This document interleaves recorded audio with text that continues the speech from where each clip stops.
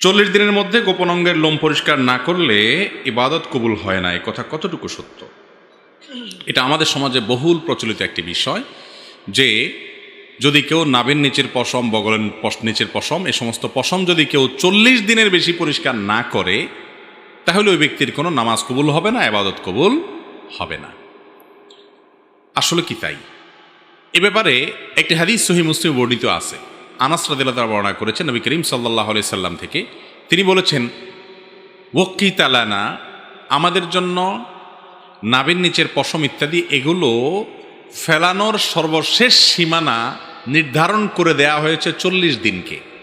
তার মানে উচিত তো হলো আগে আগে করা, সপ্তাহে 15 দিনে একবার আপনার হাতের নখ কাটবেন, গোপ ছোট করবেন, নাভির নিচের বগলের নিচের লোম পশম করবেন, অবাঞ্ছিত লোমগুলো চেষে ফেলবেন, এই কাজগুলো আপনি করবেন। এগুলো মিন সুনানিল ফিতরাহ, অর্থাৎ সকল যুগে নবী রাসূলদের মধ্যে এই সুন্নাতটা আল্লাহর পক্ষ থেকে অবধারিত ছিল। এটা প্রকৃতিগত সুন্নাহ, সৃষ্টিগত সুন্নাহ। মানুষকে এভাবে সৃষ্টি করেছেন, এগুলো শরীরে বাড়ে, সেজন্য এগুলো কমাতে হয়। এটা আল্লাহর সুন্নাহ, আল্লাহ তাআলা এটা করার নির্দেশ করেছেন, সমস্ত নবীগণের সুন্নাহ এটা। তো সেই সুন্নাহটা পালন করবেন সপ্তাহে একবার, না হয় 15 দিনে একবার, নয় 3 সপ্তাহে একবার, নয় 4 সপ্তাহে একবার, সর্বোচ্চ 40 দিনের মধ্যে একবার অবশ্যই করবেন। 40 দিন যদি পার হয়ে যায় তারপরেও না করেন, অর্থাৎ এই পশমগুলো বড় হয়ে গেছে, 40 দিন পর্যন্ত চাষেন নাই, তাহলে সেক্ষেত্রে নখ বড় হয়ে গেছে, 40 দিনে বেশি হয়েছে, তাও আপনি কাটেন নাই, এরকম যদি হয় তাহলে সেক্ষেত্রে আপনি গুনাহগার হলেন। কারণ হাদিসে নবী করিম সাল্লাল্লাহু আলাইহি সাল্লাম 40 দিনের মধ্যে এটাকে কাটার নির্দেশ করেছেন, 40 দিনকে চূড়ান্ত সীমা নির্ধারণ করেছেন। অনেক উলামা ইকরাম বলেছেন এটা কাটাটা ফরজ ওয়াজিব না, তবে উত্তম, 40 দিনের পরে গেলে সেটা উত্তমের খেলাফ হবে। কিন্তু কোনো হাদিসে এই কথা বলা নাই যে 40 দিনের পরে যদি কাটা না হয় তাহলে নামাজ হবে না বা নামাজ কবুল হবে না, এমন কোনো কথা হাদিসে নাই। অতএব অন্যান্য ইবাদতের সাথে এর সম্পর্ক নাই। তবে হ্যাঁ, নখ বড় হয়ে গেছে, সেখানে ময়লা ঢুকে এমনভাবে জমে শক্ত হয়ে বসে গেছে যে পানি ঢুকে না নখে, তাহলে সেক্ষেত্রে সেটা কারণে উজু হবে না, উজু না হওয়ার কারণে নামাজ হবে না, এরকম যদি হয় সেটা ভিন্ন কথা। কিন্তু এগুলো বড় হইলেই 40 দিন পার হইলেই নামাজ কবুল হবে না, ইবাদত কবুল হবে না, এমন কোনো কথা হাদিসে নাই। ইবাদতের জায়গায় ইবাদত কবুল হবে যদি ঠিকঠাক মতো পবিত্রতা অর্জন করেন, ঠিকঠাক মতো নামাজ কালাম পড়েন, শর্তগুলো পালন করেন, তাহলে নামাজ ঠিকই হয়ে যাবে, ইবাদত ঠিকই হয়ে যাবে। কিন্তু 40 দিনে বেশি চাষেন নাই, ছোট করেন নাই, সেজন্য আপনি আলাদা গুনাহগার হবেন, সেটা ভিন্ন কথা। বুঝাতে পারছি বিষয়টা? মাসিক বা হায়েজ অবস্থায় মহিলাদের করণীয় আমলগুলো কি যদি নামাজ না পড়তে পারি? অনেক মা বোনদের এই প্রশ্ন। মাসিক অবস্থায় আমরা কি করতে পারবো, কি করতে পারবো না, আমরা বিভিন্ন সময়ে উত্তর দিয়েছি।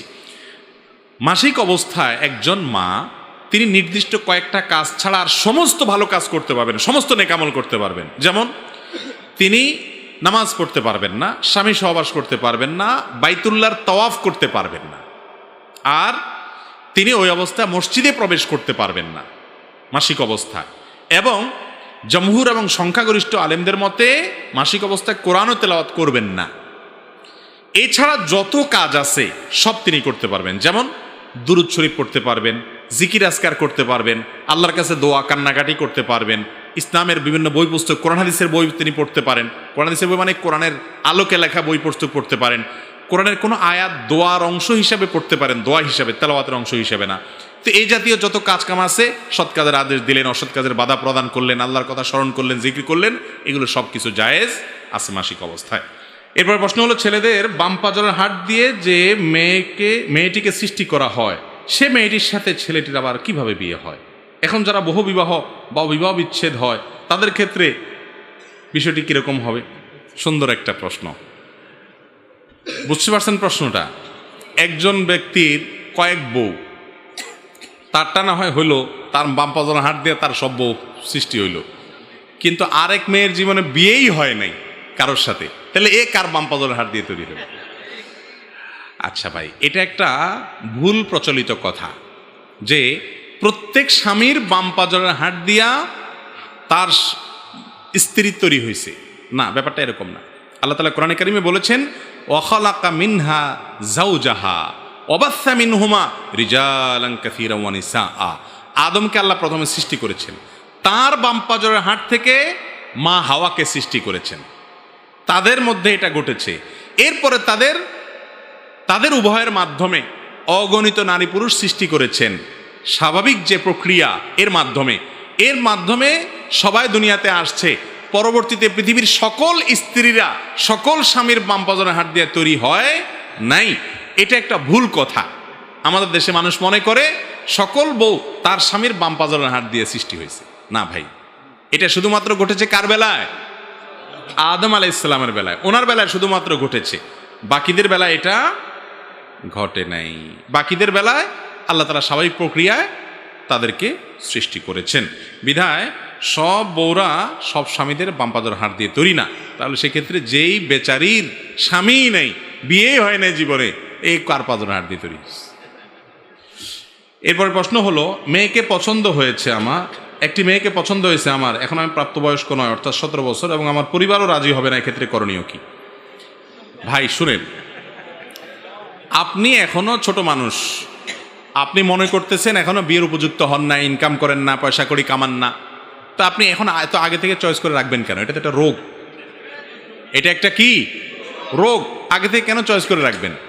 বাবা যখন সময় আসবে তখন বিয়ে হবে। টাইমের আগে যদি এই সমস্ত কাজগুলো করেন তাহলে সমাজ নষ্ট হবে, নিজের ঈমান আমল রক্ষা করতে পারবেন না। আপনি যতদিন বিয়ে করতে পারছেন না ততদিন আপনার সমস্ত গায়রে মাহরাম থেকে চোখকে হেফাজত করবেন। 17 বছর বয়স, এখন আপনি নিজেই বলতেছেন এখনো বিয়ে করার মতো হয় নাই, টাকা পয়সা নাই, উপার্জন করেন নাই, ছাত্র মানুষ, আপনি আরো পরে বিয়ে করবেন, ভালো কথা। চয়েস কেমনে করলেন? চয়েস করতে গিয়ে তো দেখা লাগছে, তাহলে চোখের গুনাহ করছেন। এখন আসতেছেন বাঁচার জন্য, আলহামদুলিল্লাহ, ওয়েলকাম, বাঁচার চেষ্টা করতেছেন। কিন্তু অনেক আগে থেকে যদি চয়েস করে রাখেন তাহলে দীর্ঘ সময় পর্যন্ত অপেক্ষা করাটা হয় না। এই যৌবনটা এমন যে এই যৌবনটাতে শয়তান নানাভাবে উস্কানি দিয়ে আমাদেরকে অস্থির করে, এবং এটাকে ওই যে প্রমোটেড বাই আল্লাহ তাআলা, এটা ওই যে আপনার ইয়ের মতো, সফট ড্রিঙ্কসের জাজের মতো আটকায় রাখা কঠিন হয়।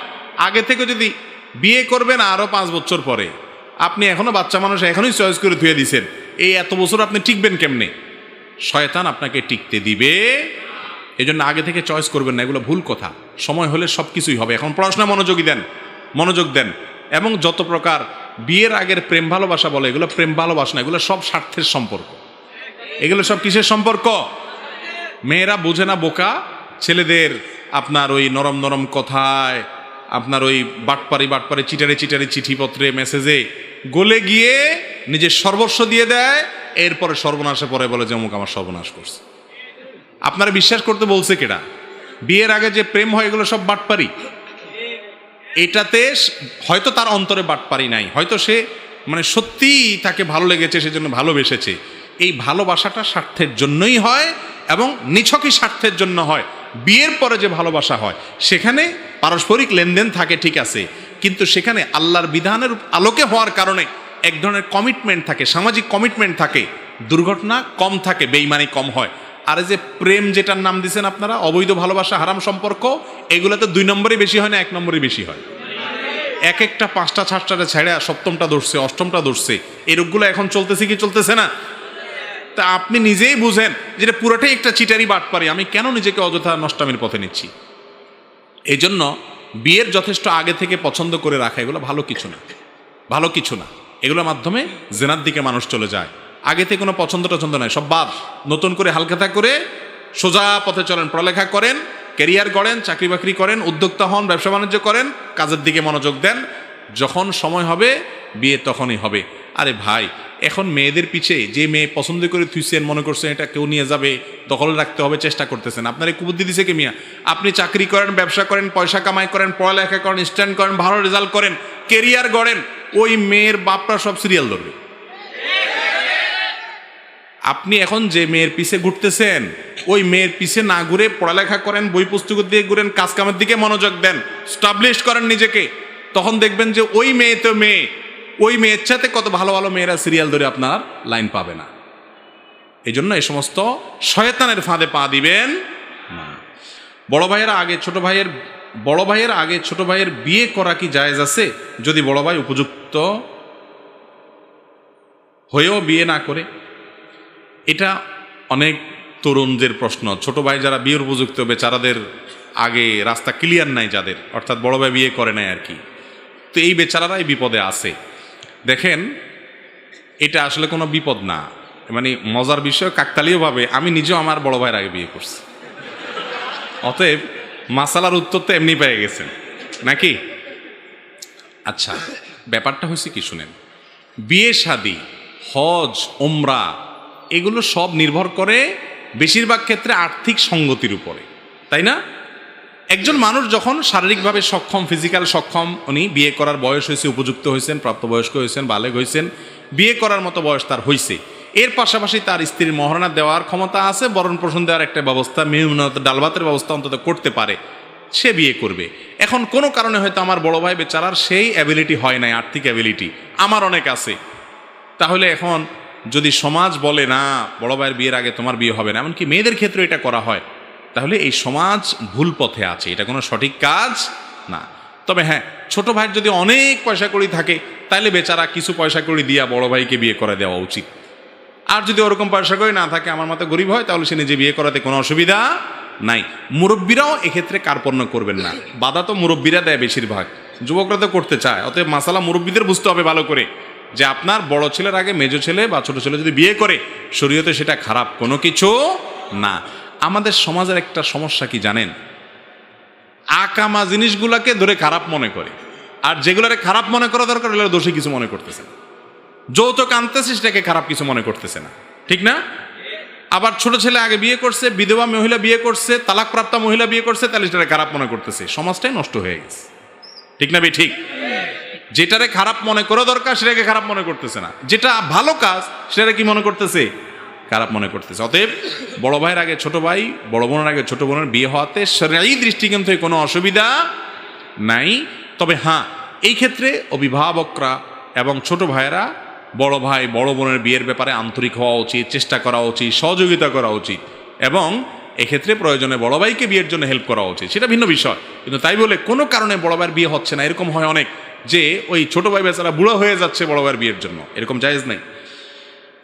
স্ত্রীকে এক তালাক দেওয়ার পর স্বাভাবিকভাবে সংসার করা যাবে কিনা?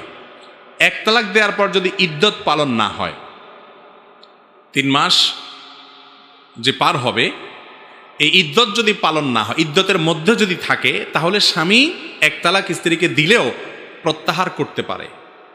এই তালাককে বলা হয় প্রত্যাহারযোগ্য তালাক। এইভাবে তালাক দেওয়াটাই হলো সুন্নাহ। যদি দিতে হয়, মনে হলো যে না ঠিক আছে আমি তালাকটা দিয়ে ফেলেছি, সঠিক করি নেই, একসাথে থাকা দরকার, অথবা স্ত্রী আমার কাছে অনুতপ্ত হয়েছে বা তার প্রতি আমি অবিচার করে ফেলেছি, এখন ফেরত নিতে চাই, সুযোগ আছে। এক তালাক দিয়েছেন, ইদ্যত এখনো ক্রস করে নাই, তাহলে শুধু যদি মুখে বলেন আমি প্রত্যাহার করলাম, অথবা স্বামী স্ত্রী হিসাবে বসবাস শুরু করলেন, তাহলে প্রত্যাহার হয়ে গেল। তালাক কিন্তু একটা দেওয়া শেষ, আর 2টার পাওয়ার থাকবে, একসাথে থাকতে পারবেন।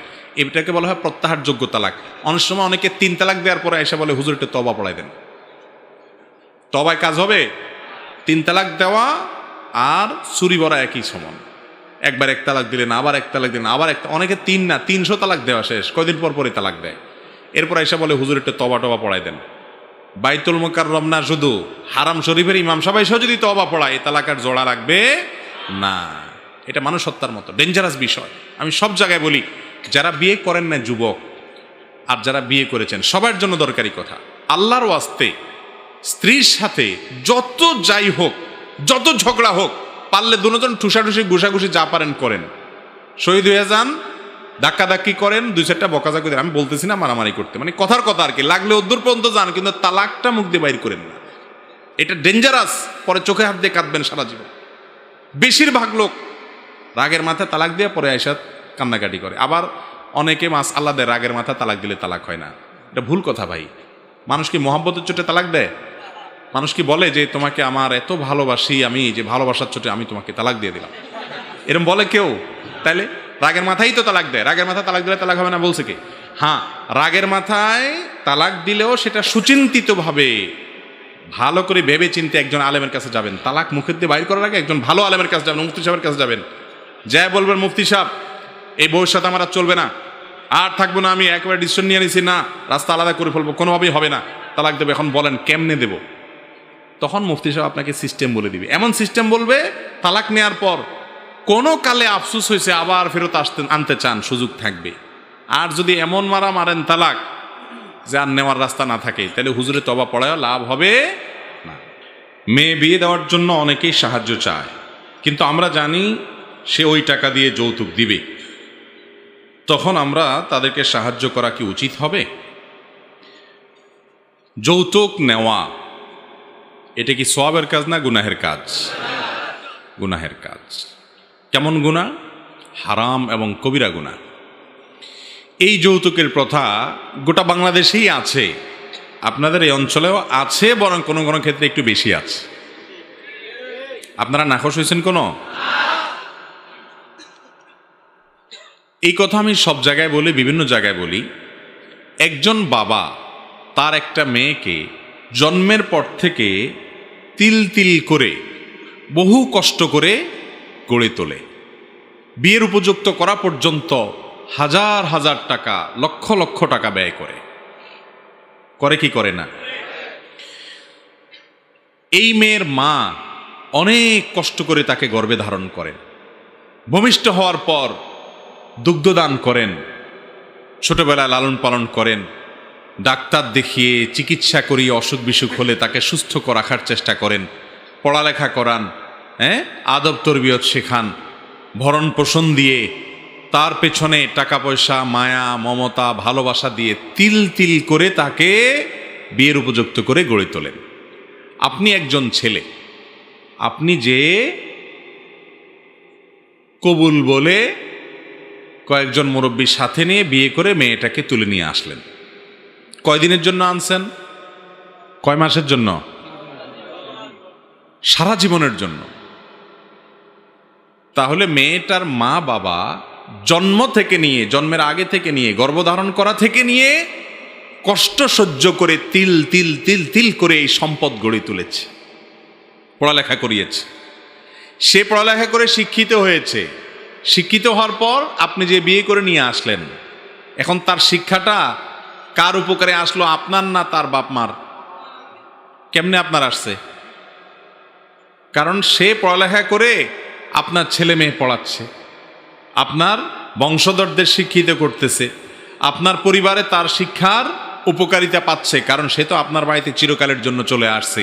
যাই শিখছে, যতটুকুই শিখছে, কম শিখুক আর বেশি শিখুক, যতটুকু শিখছে, সে শিক্ষার উপকারিতাটা কি তার বাপ মার বাড়িতে পায় না আপনার বাড়িতে পায়?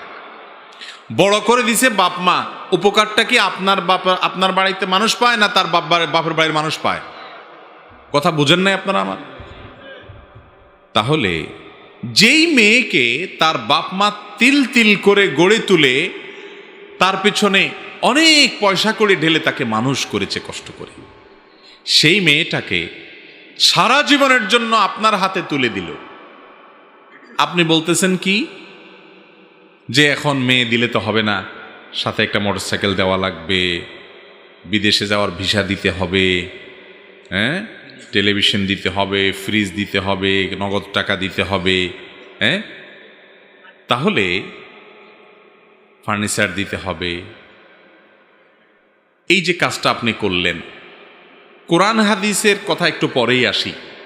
আপনার নিজের বিবেককে জিজ্ঞাসা করেন তো, লক্ষ লক্ষ টাকা খরচ করে কলিজার টুকরা মেয়েটাকে বড় করে তুলল বেচারি, সারা জীবনের জন্য আপনার বাড়িতে দিয়ে দিল, সারা জীবনের জন্য আপনার বাড়ি সে কাজ করবে, কাম করবে, আপনার চরিত্র হেফাজত করবে, আপনার পরিবারের লোককে আপন করে নিবে, যতটুকু সার্ভিস দেওয়ার সব আপনার পরিবারে দিবে। অথচ আপনি তাদের কাছ থেকে উল্টা আরো যৌতুক আদায় করতেছেন। এর চাইতে বড় জুলুম আল্লাহর জমিনে আর কিছু হতে পারে? পারে না। এই চট্টগ্রাম এলাকাতে এই রোগটা যেহেতু বেশি, সেজন্য এটা আমি একটু আরো খোলাসা করে বলতে চাই। মেয়ে জন্ম দিয়ে বেচারা কি অপরাধ করেছে? নিজের কলিজার টুকরা মেয়েটা আপনাকে দিয়ে দিয়েছে, আবার তাকে যৌতুক দিতে হবে কেন? তার কলিজার টুকরাটা আপনাকে দিয়ে দিয়েছে। আপনি কত বড় নির্লজ্জ, কত বড় বেহায়া হলে, কত বড় অসভ্য হলে, কত বড় ডাকাত হলে ওই বেচারা, ওই বেচারি, আপনার শ্বশুর শাশুড়ি তার কলিজার টুকরা মেয়েটা, সারা জীবনের আদরের মেয়েটা আপনাকে দিয়ে দিল চোখের পানি ফেলতে ফেলতে। এরপরে তার কাছ থেকে আবার যদি জিনিসের দাবি করেন, আপনার চাইতে বড় ডাকাত আর জালিম আল্লাহর জমিনে আরেকটা নেই। এই যৌতুক নেওয়া কি হালাল না হারাম? শুধু হারাম না, এটা অত্যন্ত ভয়াবহ হারাম, অত্যন্ত ভয়াবহ হারাম, অত্যন্ত জঘন্য অপরাধ। ভাইরা আমার, উচিত তো ছিল আপনার শ্বশুর শাশুড়িকে বলা, শ্বশুর আব্বা, শাশুড়ি আম্মা যান, আপনার এই মেয়েটা বড় করতে কত লাখ লাখ টাকা খরচ হয়েছে, কত স্নেহ মমতা দিয়ে বড় করেছেন, আর এখন নিয়ে যাচ্ছি আমি সারা জীবনের জন্য। তো ঋণ তো পরিশোধ করতে পারবো না, সারা জীবন শ্বশুর শাশুড়ি বরং দিয়ে গেলাম আরো। এটা না করা উচিত, কিন্তু আমরা উল্টাটা করি। তো যুবকরা যদি সচেতন হয় যে আমাদের বিবাহে আমরা এই অন্যায় কাজ করব না, এই পাপের কাজ করব না, এই গুনাহের কাজ করব না, আমরা যদি সংকল্পবদ্ধ হই ইনশাআল্লাহ সমাজ পরিবর্তন হবে। যুবকরা সংকল্প করতে পারেন কিনা ইনশাআল্লাহ? যারা বিয়ে করেন নাই প্রতিজ্ঞা করবেন, আমার বিয়েতে আমার শ্বশুরবাড়ি থেকে একটা সুতা আমি আসতে দিব না বেঁচে থাকতে। আর যারা বিয়ে করেছেন তাদের কর্তব্য, তারা প্রতিজ্ঞা করবেন যে আমার ছোট ভাই ব্রাদার সন্তান সন্ততি আমার অধীনে যাদের বিয়ে শাদী হবে, সেই সমস্ত বিয়েতে যৌতুক তো দূরের কথা, শ্বশুরবাড়ি থেকে একটি সুতাও আমি আনতে দেব না। প্রতিজ্ঞা করতে পারি না ইনশাআল্লাহ? মুশকিল হলো এটা যখন বলবেন তখন মুরব্বীরা আপনার বাপমারা বলবে যে ছেলে বিয়ের আগেই এখনই শ্বশুর শাশুড়ির জন্য এত মায়া, বিয়ের পরে না জানি ফোয়াইবা কি করিব। এই ঝামেলা করবে কি না? এই ঝামেলা যদি করে করুক, ভুল বুঝলে বুঝুক। কেউ ভুল বুঝলে কি আমি অন্যায় করতে পারি? না। আমি প্রমাণ করব যে বিয়ে করে আমি বাপ মাকে ভুলে যাই নাই। আমি প্রমাণ করব বিয়ে করে কখনো শ্বশুর শাশুড়িকে আমার বাপমার চাইতে বড় মনে করি নাই, বাপমার চাইতে বেশি তাদেরকে আদর করব না। হতে পারে না আমার বাপমা একদিকে, সারা পৃথিবী একদিকে, কিসের শ্বশুর শাশুড়ি, সেটা আমি প্রমাণ করব আমার কাজ দ্বারা। আমার বাপমা এখন ভুল বুঝলে বুঝুক, একসময় দেখবে যে না, ছেলে আমার ঠিকই বাপের মর্যাদা মায়ের মর্যাদা বিয়ের আগে যেমন দিত পরেও তেমন দিচ্ছে, বরং আরো বাড়ায় দিচ্ছে। এটা আমাদেরকে করে দেখাইতে হবে। তাহলে আগে যে ভুল বুঝছে বাপমা, যে শ্বশুরবাড়ির পক্ষে এত বলতেছে কেন বিয়ের আগেই, সেই ভুলটা তাদের ভেঙে যাবে যদি আমাদের পরবর্তী অবস্থানটা আমরা ঠিক রাখতে পারি। চেষ্টা করা যাবে না ইনশাআল্লাহ? ভাইরা আমার, বাবারা আমার, যারা মুরব্বীরা আছেন, আল্লাহর ওয়াস্তে আল্লাহর জমিনের বড় অভিশাপটা করবেন না। অনেক মায়েরা আছেন, তারা ছেলের বিয়েতে যৌতুক যে আনেন, এই যৌতুকটা কোনো প্রয়োজনে আনেন না, এটা আনেন হলো একরকম ভাবসাবের জন্য। ভাবসাব বুঝেন আপনারা? ভাবসাব ন বুঝেন? ভাবসাব যেমন অমুকের ছেলে বিয়ে করছে তমুক বাড়িতে, তার শ্বশুর বাড়ির থেকে এত ফার্নিচার দিছে, এত কিছু দিছে, আমার ছেলে শ্বশুর বাড়িতে কি আসলো, আসলে আবার মানুষকে দেখাবো, গল্প করব, এই যে এটা আমার ছেলে শ্বশুর বাড়ি থেকে দিছে, এটা আমার বেআইন সাহেব পাঠাইছে, ওইটা ব্যয় সাহেব পাঠাইছে। যারা এগুলো নিয়ে গর্ব করেন সেই চাচা চাচিদেরকে বলতেছি, আপনি একজনের কাছ থেকে ডাকাতি করে কিছু আনলেন, ভিক্ষা করে কিছু আনলেন, এটা কি গর্ব করার কোনো জিনিস হইল? আরেকজনের ছেলে যদি নির্লজ্জের মতো ভিক্ষা আনে, যৌতুক মানে ভিক্ষা, যৌতুকের সাথে ভিক্ষা ভালো, ভিক্ষা বললে ভিক্ষার অপমান হবে। যৌতুকরে যদি ভিক্ষার সাথে তুলনা করেন তাহলে ভিক্ষার অপমান হবে। ভিক্ষা হারাম না, কিন্তু যৌতুক হারাম। অতএব ভিক্ষুক যৌতুক খাওয়া মানুষের চাইতে 1000 গুণ ভালো, 1000 গুণ ভালো। আপনার ঘরে শ্বশুরবাড়ির জিনিস থাকবে কেন ভাই? বিয়ে শাদী তো আমরাও করছি, কই আমরা তো ফার্নিচার নেই, কই আমরা তো যৌতুক নেই। আলহামদুলিল্লাহ, আল্লাহ তাআলা আমাদেরকে দুঃখে রাখেন নাই। অন্যের খানার দিকে, অন্যের সম্পদের দিকে চেয়ে থাকা মানুষ সবসময় সে পরখাওয়াই হয়, পরেরটা খাওয়ার ধান্দাই থাকে, এই কখনো নিজের পায়ে নিজে দাঁড়াতে পারে না। আপনার মা যদি বলে যে বাবা, সমাজে আমাদের মুখ লজ্জা হয় না, রক্ষা হয় না, আমাদের ভাবসাব থাকে না, ব্যয়ের বাড়িতে কিছু আসলে আমাদের মুখটা রক্ষা হয়, মারে বলবেন মা,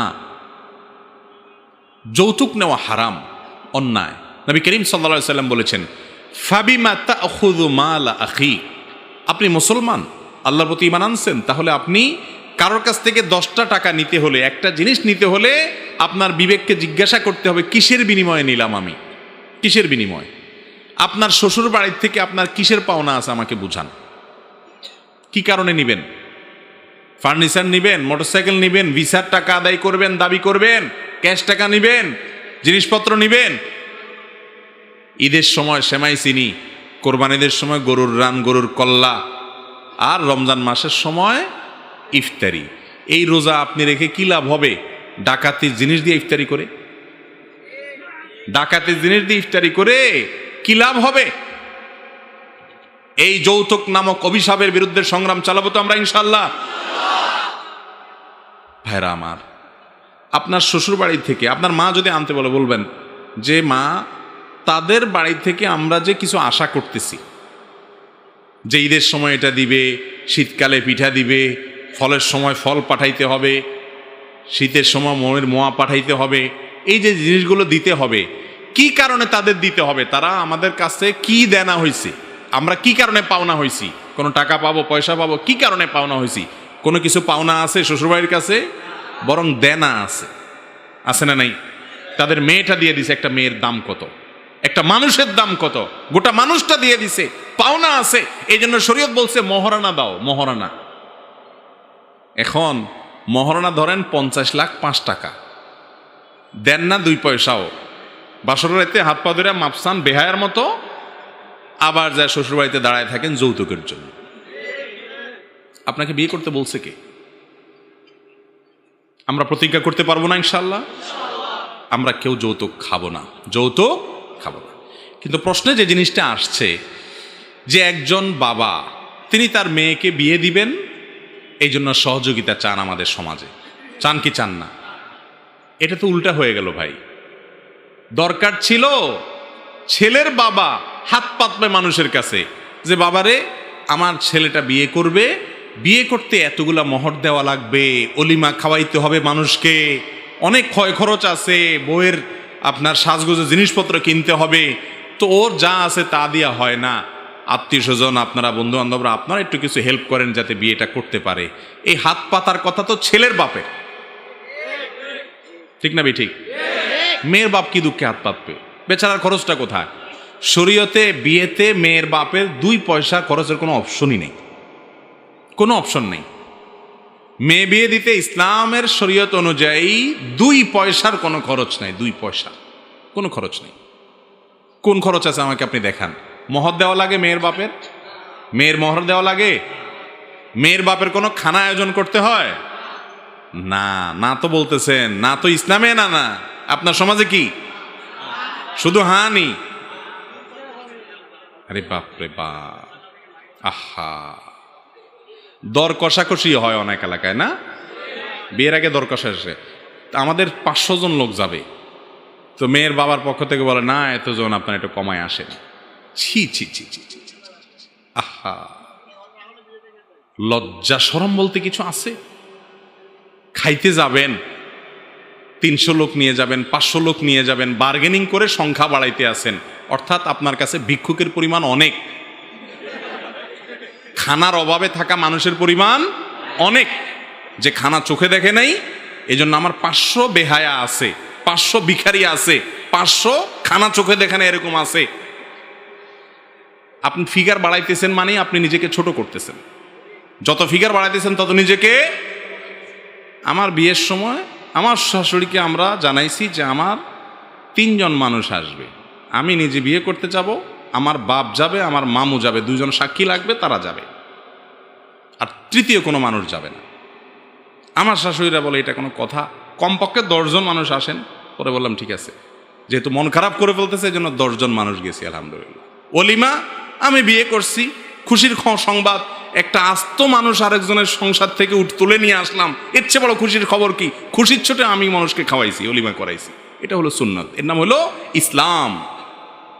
আর ইসলামের উল্টাইয়া এখন মেয়ের বাপ বেচারা হাত পাতা লাগে, গরিব মানুষ, মেয়েটা বিয়ে দিতে পারছি না। এই সমাজে সভ্য মানুষের এত অভাব পড়ে গেছে, যেই কোনো ছেলে বিয়ে করবে এত অসভ্য, সে এত অসভ্য তার বাপ মা, এত অসভ্য তার পরিবারের লোকেরা, যে আমার মেয়েটা আমি তুলে দিব, কলেজের টুকরাটা দিয়ে দিব, তারপরেও জিনিসপত্র দিতে হবে, খাওয়া দাওয়া দিতে হবে, শীতকাল আসলে নাস্তা দিতে হবে, আপনার ফলের সিজন আসলে আম কাঁঠাল বস্তায় বস্তায় কার্টুনে কার্টুনে পাঠাইতে হবে, রমজান আসলে ইফতারি দিতে হবে। আয় রে রোজাদার, ভিক্ষার জিনিস দিয়ে ইফতারি করেন, আপনার মতো বেহায়া রোজাদার আছে? পানি দিয়ে ইফতার করেন, নির্লজ্জ। আল্লাহ তাআলা আমাদেরকে হারাম থেকে বাঁচার তৌফিক দান করুন। ভাইরা আমার, অল্প দুঃখে কথাগুলো বলি নেই, এই হারামটাকে আমরা এখন হালাল বানাই নিস, ঠিক না ভাই? ঠিক। সংগ্রাম চালাইতে হবে আমাদেরকে। মেয়ের বাপ কি দুঃখে মেয়ে বিয়ে দেওয়ার জন্য হাত পাতবে, আমাকে বুঝান। কোনো যুক্তি আছে? হাত যদি পাতাই লাগে, ছেলে হাত পাততে পারে, ছেলের বাপ হাত পাততে পারে যারে, কারণ ইসলামে খরচের সব অপশন ছেলের। বিয়ের পরে খাওয়াবে কে? ছেলে। এখন মেয়ের বাপ খাওয়া লাগে, খাওয়াইতে হয়, ওটার নাম দিছি কি? বরযাত্রী। আমি নাম দিছি বদযাত্রী। বদযাত্রী, বদযাত্রী, খারাপ যাত্রী। লজ্জা লাগে না? আপনি একটা মেয়ের বাপের বাড়িতে যায় দর কষাকষিরে যায় খাইয়া আসতেছেন। নবী করিম সাল্লাল্লাহু আলাইহি সাল্লাম একজন সাহাবী বিয়ে করার পরে বলেছেন, আউলিমালা বিশাত, বিয়ে করছো তাইলে কমপক্ষে ছাগল জবা করে অলিমা খাওয়াও, কারণ তোমার ঘরে একটা নতুন মানুষ আসছে, খুশির ছোট খাওয়াও। মেয়ের বাপ বেচারা মেয়েটাকে তুলে দিয়ে দিছে, তার বাসায় কান্নার রোল পড়তেছে। হে যৌতুকখোর, যেদিন নিজের ঘরে একটা মেয়ে আসবে, তিল তিল করে মেয়েটাকে আদর স্নেহ দিয়ে কলিজার টুকরাটাকে বড় করে তোলার পরে অন্য ছেলে নিয়ে চলে যাবে চিরকালের জন্য, সেদিন বুঝবেন একটা মেয়েকে অন্যের ঘরে তুলে দিতে কিরকম কলিজাটা ছিঁড়ে যায়। ওই বেচারার এমনিতে কলিজা ছিঁড়ে শেষ, তার বাস থেকে সম্পদ নিয়ে গেছেন তার বাসা থেকে, এরপরে আবার 500 বেহায়া যায় তার বাসা যায় খাইতেছে। এই বদযাত্রী থেকে আমরা বেরিয়ে আসবো তো ইনশাআল্লাহ? আমরা হিম্মত করলেই হবে ইনশাআল্লাহ। এখন মুশকিল হলো আজকাল ছেলেদের কোনো কথা নাই। এখন আসি কিনা ওই যে রুমাল দেয়, রুমাল ভাঁজ করে এমনি ধরায় দেয়, জামাইয়ের মুখে রুমাল দেয় না, মানে তোর কোনো কথা নাই আজকে, তোর কোনো কথা নেই। রুমাল সরায় কথা বলবেন ইনশাআল্লাহ, যুবকরা বলবেন না? আবার মুরব্বীদের সাথে বেয়াদবি করা যাবে না, বিনয়ের সাথে ভদ্রতার সাথে ভালোভাবে বুঝাইতে হবে। মেয়ের বাপরাও কম না, তারা আজকাল আবার মহারণা 50 লাখের নিচে রাজি না। শুধুমাত্র ছেলের বাপদের শুধু দোষ দিলে হবে না, মেয়ের বাপরাও। আহা, বিয়ে হয় টাকার বস্তার সাথে ময়দার বস্তার, টাকার বস্তার সাথে ময়দার বস্তার। মানুষের সাথে মানুষের কি হয় না? বিয়ে হয় না। ছেলেরা খোঁজে ময়দার বস্তা আর মেয়েরা খোঁজে টাকার বস্তা, মানুষ কেউ খোঁজে না। অথচ এই কারণে আজকাল ঘরে ঘরে সংসার ভাঙতেছে, ঠিক না ঠিক? ঘরে ঘরে সংসার ভাঙতেছে, ঘরে ঘরে বিচ্ছেদ হচ্ছে, ঘরে ঘরে তালাক হচ্ছে। মৌলভীবাজার মাহফিলে গেছি, স্থানীয় চেয়ারম্যান সাহেব এসে বললেন, হুজুর 10 দিন হয়েছে আমি চেয়ারম্যান হলাম, 10 দিন দায়িত্ব বুঝে নিলাম। এই 10 দিনের মধ্যে আমার ইউনিয়নে 25টা বিবাহ ভাঙার পর বিচার নিয়ে আসছে, আর আমার কাছে আসে নাই যে সেগুলো কতগুলো আল্লাহ জানে।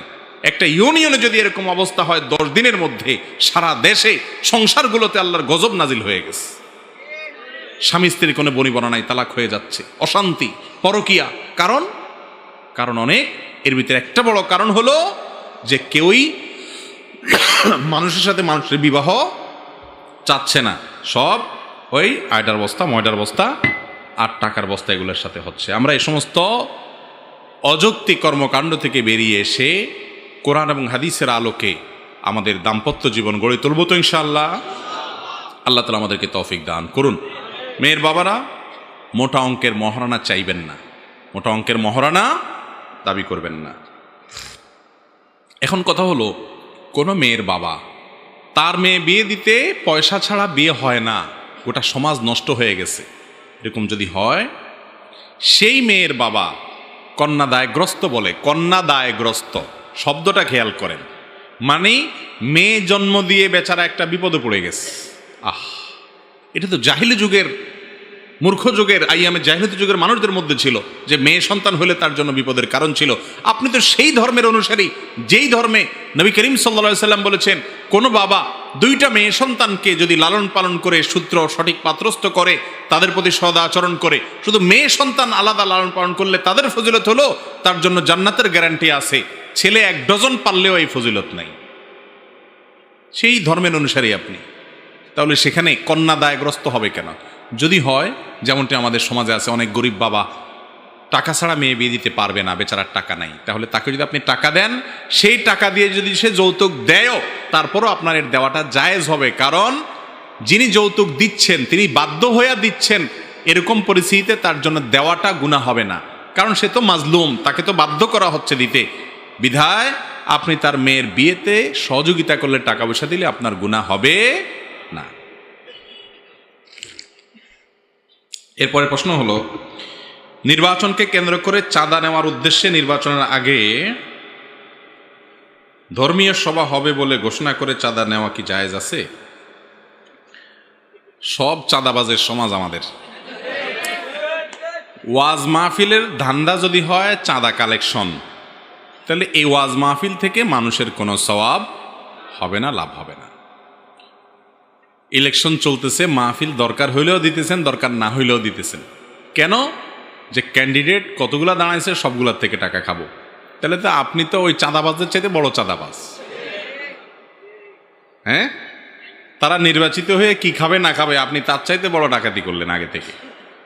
ভাই, এই উদ্দেশ্যে ওয়াজ মাহফিল করা জায়েজ নাই যে আমি এই ওসিলা ফান্ড কালেকশন করব। ওয়াজ মাহফিল হবে মানুষের কল্যাণের উদ্দেশ্যে, এবং সেটার জন্য আপনি টাকা বৈধভাবে হালাল টাকা কালেকশন করবেন, মানুষের কাছে অনুরোধ করবেন, চাইবেন, চাইতেই পারেন। কিন্তু মাহফিলের উদ্দেশ্যই যদি হয় যে এখন একটা ভালো সিজন চলতেছে, পয়সা কড়ি পাওয়া যাবে, অতএব একটা মাহফিল উঠাই দেই, বেশ কিছু পয়সা উঠবে, এবং সে পয়সা উঠার পরে আমরা ভালো করে খরচ করব, পোলাপাইনের পর ভাগযোগ করে বাকিটা নিয়ে নিব, এরকম করলে সেটা জায়েজ হবে না। আল্লাহ আমাদের বোঝার তৌফিক দান করুন। এরপরে প্রশ্ন, ডিভোর্স হওয়ার পর আবার যদি সম্পর্ক করতে চায় তাহলে শরীয়ত বিধান কিরূপ? ডিভোর্স যদি হয়ে যায়, স্বামী স্ত্রীর মধ্যে বিচ্ছেদ হয়ে যায়, এরপর যদি বিবাহের মাধ্যমে একে অন্যে পুনরায় মিলিত হতে পারে, অর্থাৎ স্বামী স্ত্রী হিসাবে তারা আবার বিবাহবন্ধনে আবদ্ধ হওয়ার সুযোগ থাকে, যেমন 1 তালাক দিয়েছেন, 2 তালাক দিয়েছেন, তাহলে তো সে সুযোগ আছে, এবং ওলামাদের কাছ থেকে মাসআলা বিস্তারিত জেনে সেটা আমল করবেন। যদি তালাক 3টা দেওয়া শেষ হয়ে যায়, 3টাই তালাক পতিত হয়ে যায়, তাহলে আর পুনরায় স্বামী স্ত্রী হিসাবে একসাথে থাকার সুযোগ নাই। আর যদি তালাক হয়ে গেছে, স্বামী স্ত্রী হিসাবে থাকতে চান না, কিন্তু ভালো বন্ধু হিসাবে থাকতে চান, আজকাল একটা টার্ম বাইর হয়েছে খুব, সেটা হলো বিয়ের পর তালাক হয়ে গেছে, বিশেষ করে নায়ক নায়িকা, গায়ক গায়িকা, মডেল বা বিভিন্ন আপনার শ্রেণী পেশার মানুষের মধ্যে এগুলো দেখা যায়। একটু বেশি শিক্ষিত হয়ে গেলে, একটু বেশি স্মার্ট, একটু ভদ্রলোক মনে হলে এইসব লোকদেরকে দেখা যায় আজকাল বলতে, বিবাহ ভেঙে গেছে, তালাক হয়ে গেছে, তারপরে বলে বিবাহ ভেঙে গেছে, বিচ্ছেদ হয়েছে ঠিক, ডিভোর্স হয়েছে ঠিক, কিন্তু তারপর আমরা ভালো বন্ধু। শুনছেন নি আপনারা এই সমস্ত কথা? আমাদের মধ্যে এখনো সুসম্পর্ক বজায় আছে, অনেক সময় একই ছাদের নিচে থাকে, অর্থাৎ একই বাসায় থাকে এবং যোগাযোগ রাখে।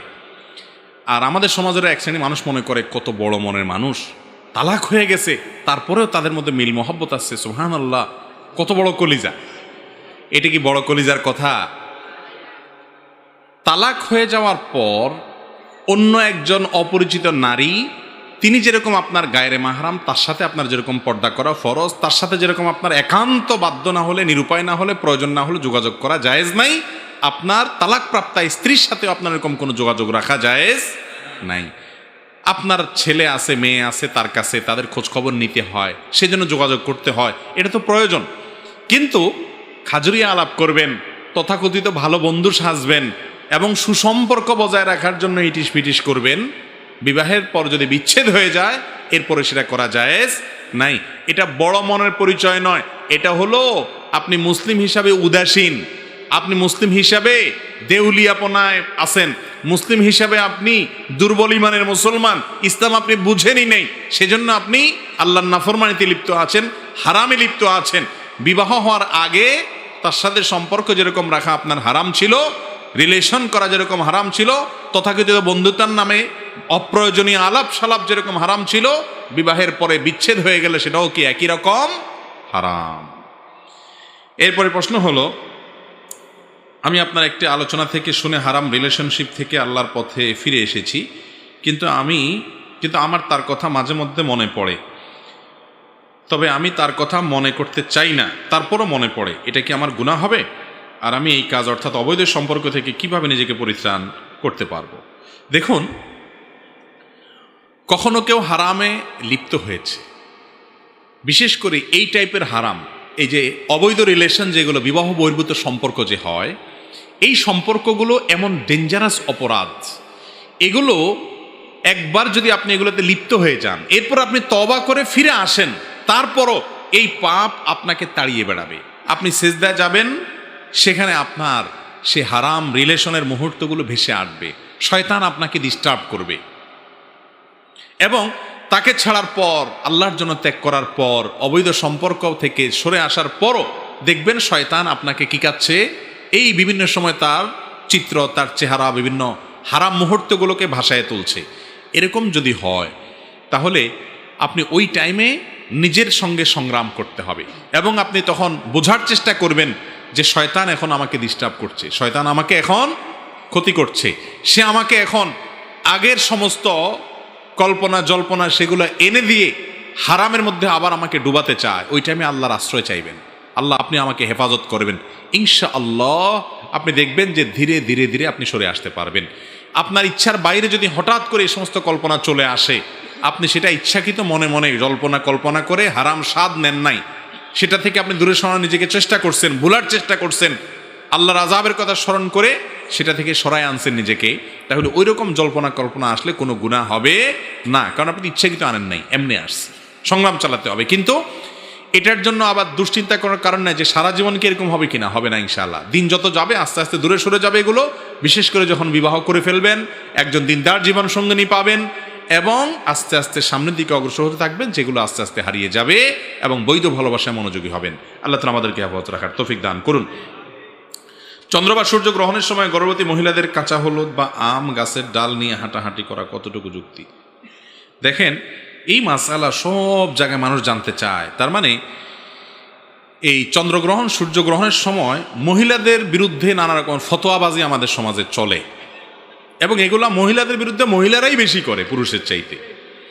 চন্দ্রগ্রহণ সূর্যগ্রহণের সময় মহিলাদের জন্য কোনো বিশেষ ফতোয়া নাই ভাই।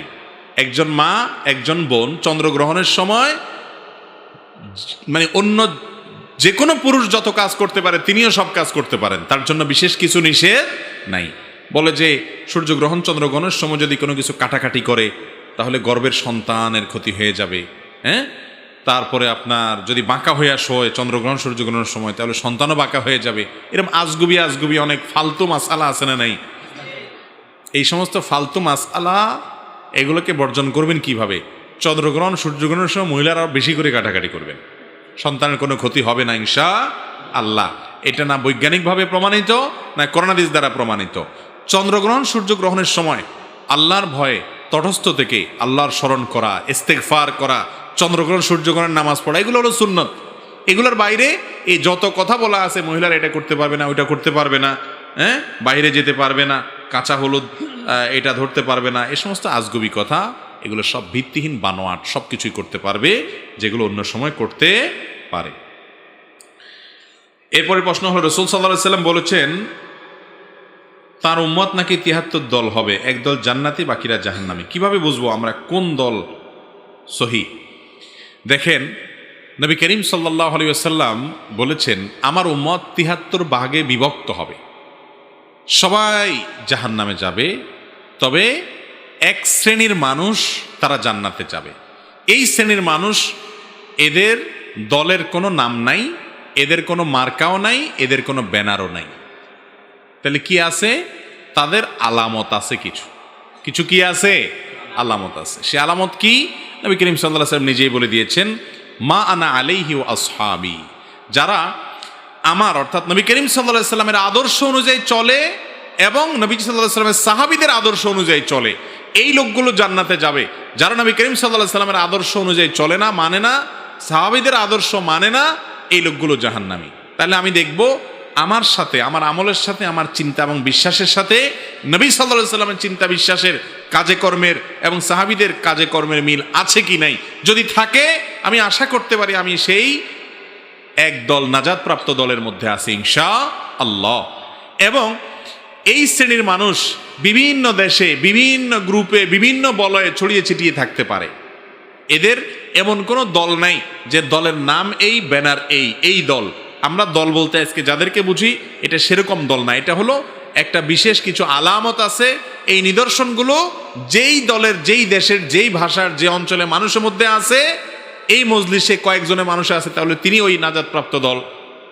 একটা এলাকাতে কিছু লোক আছে এরকম, তাদের কোনো দল থাকুক না থাকুক, কিন্তু ওই মার্কাগুলো আছে, আলামতগুলো আছে, তাহলে সে নাজাত প্রাপ্ত দল ইনশাআল্লাহ। তাহলে আমরা দেখব আমার জীবন, আমার কর্ম, এগুলো নবী সাল্লাল্লাহু আলাইহি সাল্লামের জীবন এবং কর্মের সাথে মিলে কিনা, সাহাবীদের কর্ম এবং জীবনের সাথে মিলে কিনা। যদি মিলে তাহলে আমি নাজাত প্রাপ্ত ইনশাআল্লাহ।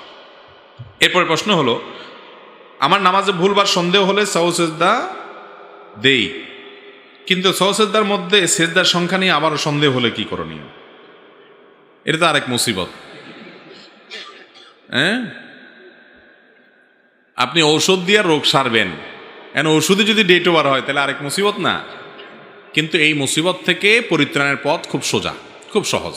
সহজ এভাবে, আপনি নামাজে ভুল করছেন, ওয়াজিব ভুলে গেছেন, ওয়াজিব তরক করছেন, তো শেষে সিজদা সাহু দিবেন। সিজদা সাহু দুইটা দিতে হবে। কয়টা দিতে হবে? দুইটা। এখন আপনার যদি সন্দেহ হয় দুইটা দিছেন না একটা দিছেন, তাহলে আপনি প্রথমে চেষ্টা করবেন কয়টা দিছি বলে বেশিরভাগ মনে হয়, আমার মনের ঝোঁক কোন দিকে বেশি, পাল্লা কোন দিকে ভারী হয়।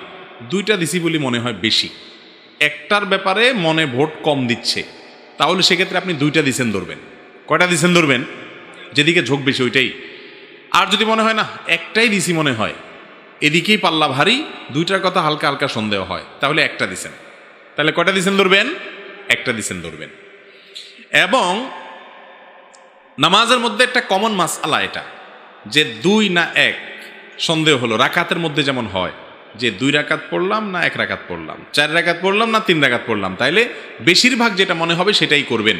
এবং এই ভুলের কারণে শেষে কি দিবেন? সিজদা সাহু দিয়ে দিবেন। আর যদি আপনার কোনোটার দিকে মন না ঝুঁকে, বরং 50-50 একেবারে মাঝখানে দাঁড়ায় আছেন, দুইটার দিকেও ঝুঁকে না, একটার দিকেও ঝুঁকে না, 2 রাকাতও না 1 রাকাতও না, একেবারে মাঝখানে যদি আপনি দাঁড়ায় থাকেন, তাহলে কি করবেন? তাহলে সেক্ষেত্রে এটাকে কমটা ধরবেন। কয়টা ধরবেন? কম। 4 রাকাত না 3 রাকাত সন্দেহ হচ্ছে, একেবারে মাঝামাঝি সন্দেহ, 50-50, কোনো দিকে মন বেশি ঝুঁকে না, তাহলে 3 রাকাত ধরবেন। ধরে আরেক রাকাত পড়ে শেষে সিজদা সাহু দিয়ে নেবেন, নামাজ হয়ে যাবে ইনশাআল্লাহ। এরপরে প্রশ্ন, আপনার এবং আসুন্নাহ ফাউন্ডেশনের নিকট আমি চিরকৃতজ্ঞ থাকবো। আসুন্নাহ ফাউন্ডেশনের সিরাত পাঠ, বিরাট বড় লেখা দেখি, সিরাত পাঠ প্রতিযোগিতার মাধ্যমে আমার দিনী বই পড়া বা সংগ্রহ করা শুরু এবং আলহামদুলিল্লাহ চলমান। আমি একজন জেনারেল পড়ুয়া ছাত্র, যার কারণে আমার দিনের অনেক বিষয়ে মৌলিক জ্ঞান নেই। আপনি কিছু বই সংগ্রহ রাখার কথা বললেন, কিছু বই সংগ্রহ করে রাখলাম, রিয়াদুস সালিহিন, রাহে বেলায়েত, ইহসানুস সুনান, ইসলামী আকীদা, কিন্তু কোরআন বিষয়ক কোনো বই সংগ্রহ করা হয়নি। অনুগ্রহ করে সংক্ষিপ্ত ব্যাখ্যা সহ কোরআন এবং কোরআনের বিষয়ক কিছু বইয়ের নাম বলবেন, বইয়ের সাথে সংশ্লিষ্ট। আপনি আপনার সবচেয়ে বেশি তরুণ প্রজন্ম দিন নিয়ে কথা বলেন এবং নসিহত করেন, যার ফলে তরুণ প্রজন্ম দিনের আলোর দিকে ধাবিত হচ্ছে।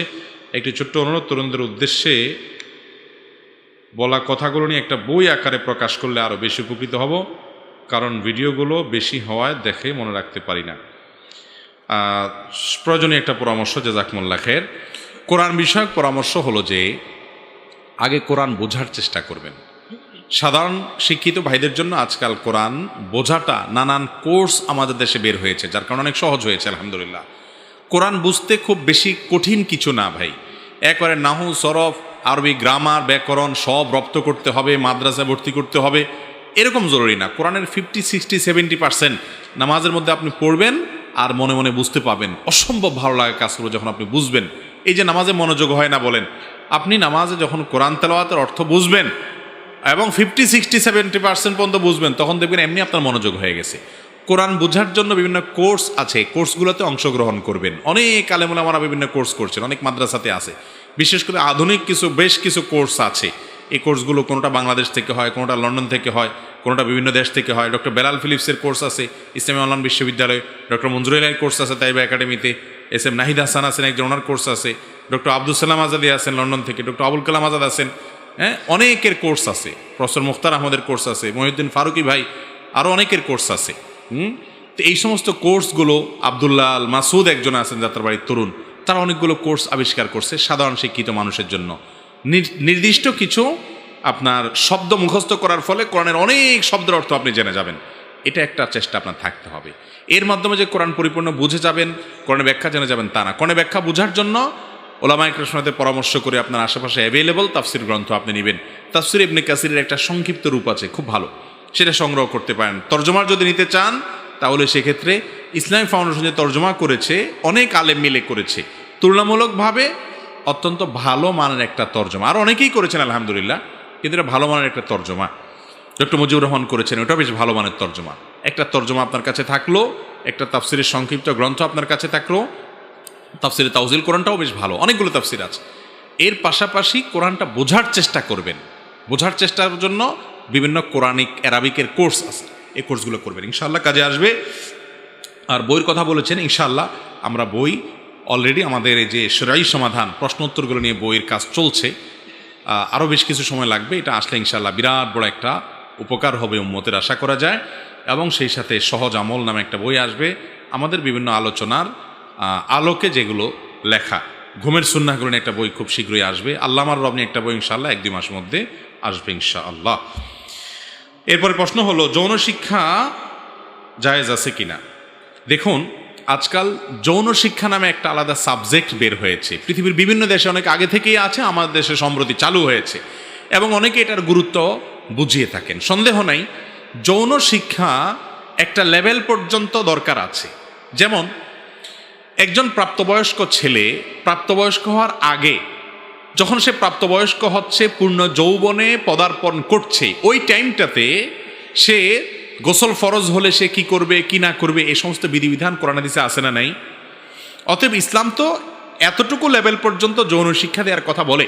একজন মেয়ে তিনি প্রাপ্তবয়স্কা হচ্ছেন, তার মাসিক শুরু হচ্ছে, মাসিক শুরু হওয়ার আগেই বাবা মার জন্য কর্তব্য হলো তাকে এই জ্ঞান দেওয়া যে প্রাপ্তবয়স্ক হওয়ার পর, মাসিক শুরু হওয়ার পর তিনি কিভাবে চলবেন, কিভাবে নাপাক থেকে পাক হবেন, নাপাক হলে তখন তিনি কি কাজ করবেন না কি কাজ করবেন।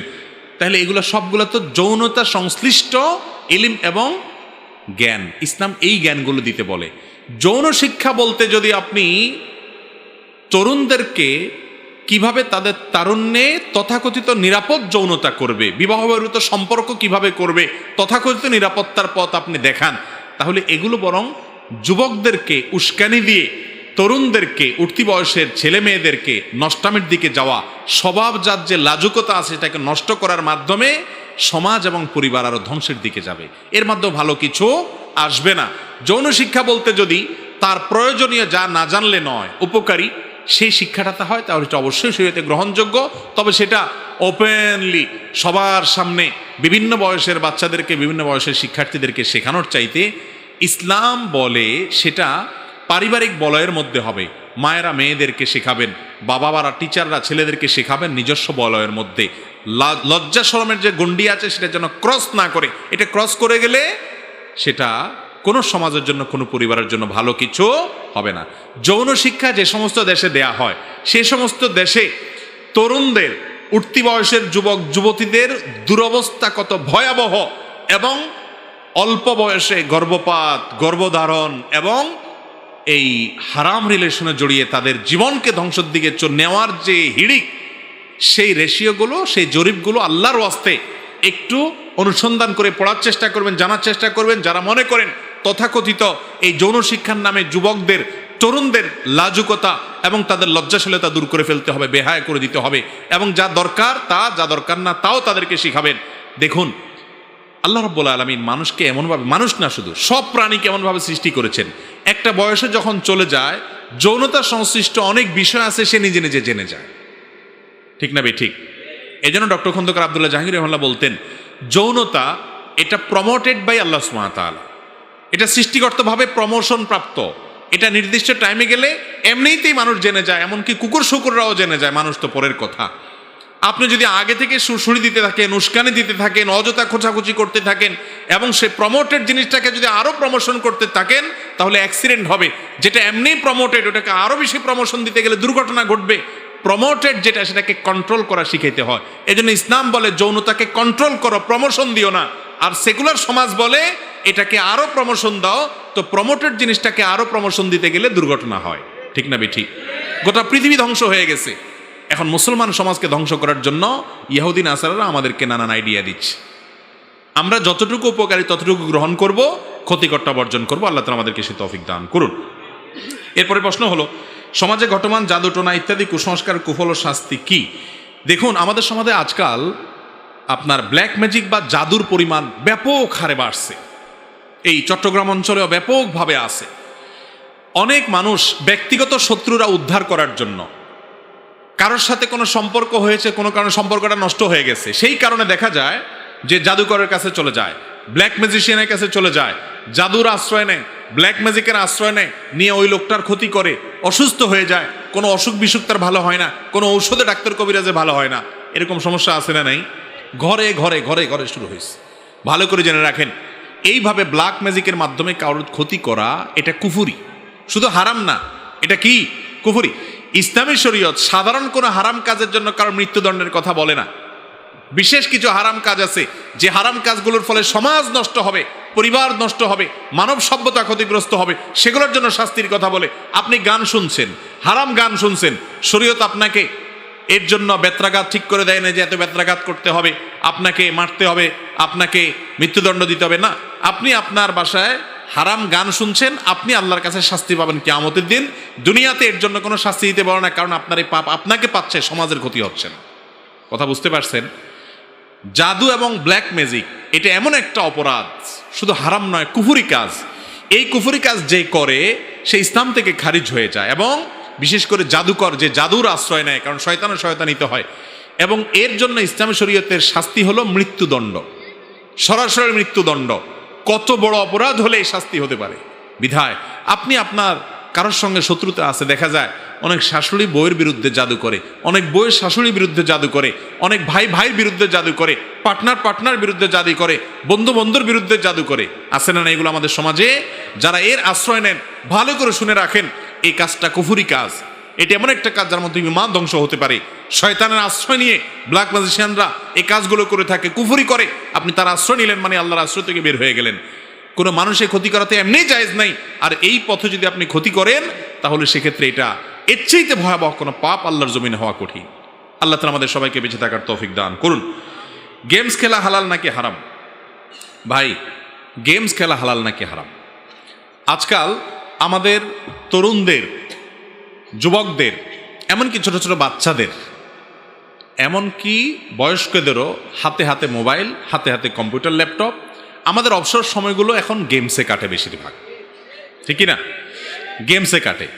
তো গেমস খেললে হালাল হবে নাকি হারাম হবে সে প্রশ্ন উত্তর পরে দিই। আগে এখানে আসেন, গেমস খেললে লাভটা কি? কি লাভ ভাই? আমরা গেমস খেলে কি লাভ করি বলেন? ফিজিক্যাল যে সমস্ত খেলাধুলা আছে, আপনি ক্রিকেট খেললেন কোনো হারামের সংশ্লেষ ছাড়া, এমনি ব্যায়ামের উদ্দেশ্যে। আপনি ব্যাডমিন্টন খেললেন ব্যায়ামের উদ্দেশ্যে। আপনি ফুটবল খেললেন হাঁটুর নিচে 3/4 প্যান্ট পরে, হালাল পদ্ধতিতে, কোনো হারামের ছাড়া, রিলেশ ছাড়া, পারস্পরিক কোনো লেনদেন করা ছাড়া আপনি ব্যায়ামের উদ্দেশ্যে খেলাধুলা করলেন। সেই খেলাধুলায় লাভ আছে। কি লাভ? সেটাতে আপনার শরীরের এক্সারসাইজ হবে, ব্যায়াম হবে। হবে কি হবে না ইনশাল্লাহ? শুধু তাই না, ওই খেলাধুলার মাধ্যমে, যে খেলাধুলাগুলো ফিজিক্যালি করা হয়, সেই খেলাধুলার মাধ্যমে মানুষের অবসাদ দূর হয়, মানসিক পেরেশানি দূর হয়, দুশ্চিন্তা, ডিপ্রেশন কমে, মানুষ একটু হালকা হয়, ফ্রেশনেস অনুভব করে। একটু খেলে দেখেন, শারীরিক দৌড়াদৌড়ি, খেলাধুলা, এগুলোর পরে মানুষের মধ্যে ফ্রেশনেস আসে। আর মোবাইলে যে গেমস আছে, বা এই যে লুডু, দাবা ইত্যাদি আছে, যেগুলোতে ফিজিক্যাল কোনো এক্সারসাইজ নেই, শারীরিক কোনো ব্যায়ামের ব্যাপার নাই, দৌড়াদৌড়ির ব্যাপার নাই, বসে বসে জায়গাতে ভূতের মধ্যে শুধু টিপির কাজ করেন। এই কাজগুলো করার পর একটু খেয়াল করে দেখেন, এই গেমগুলো করার পর, খেলার পর আপনার মানসিক ফ্রেশনেস আসা তো দূরের কথা, আরও মনটা ভার হয়ে যাবে, ঠিক না ভাই? ঠিক।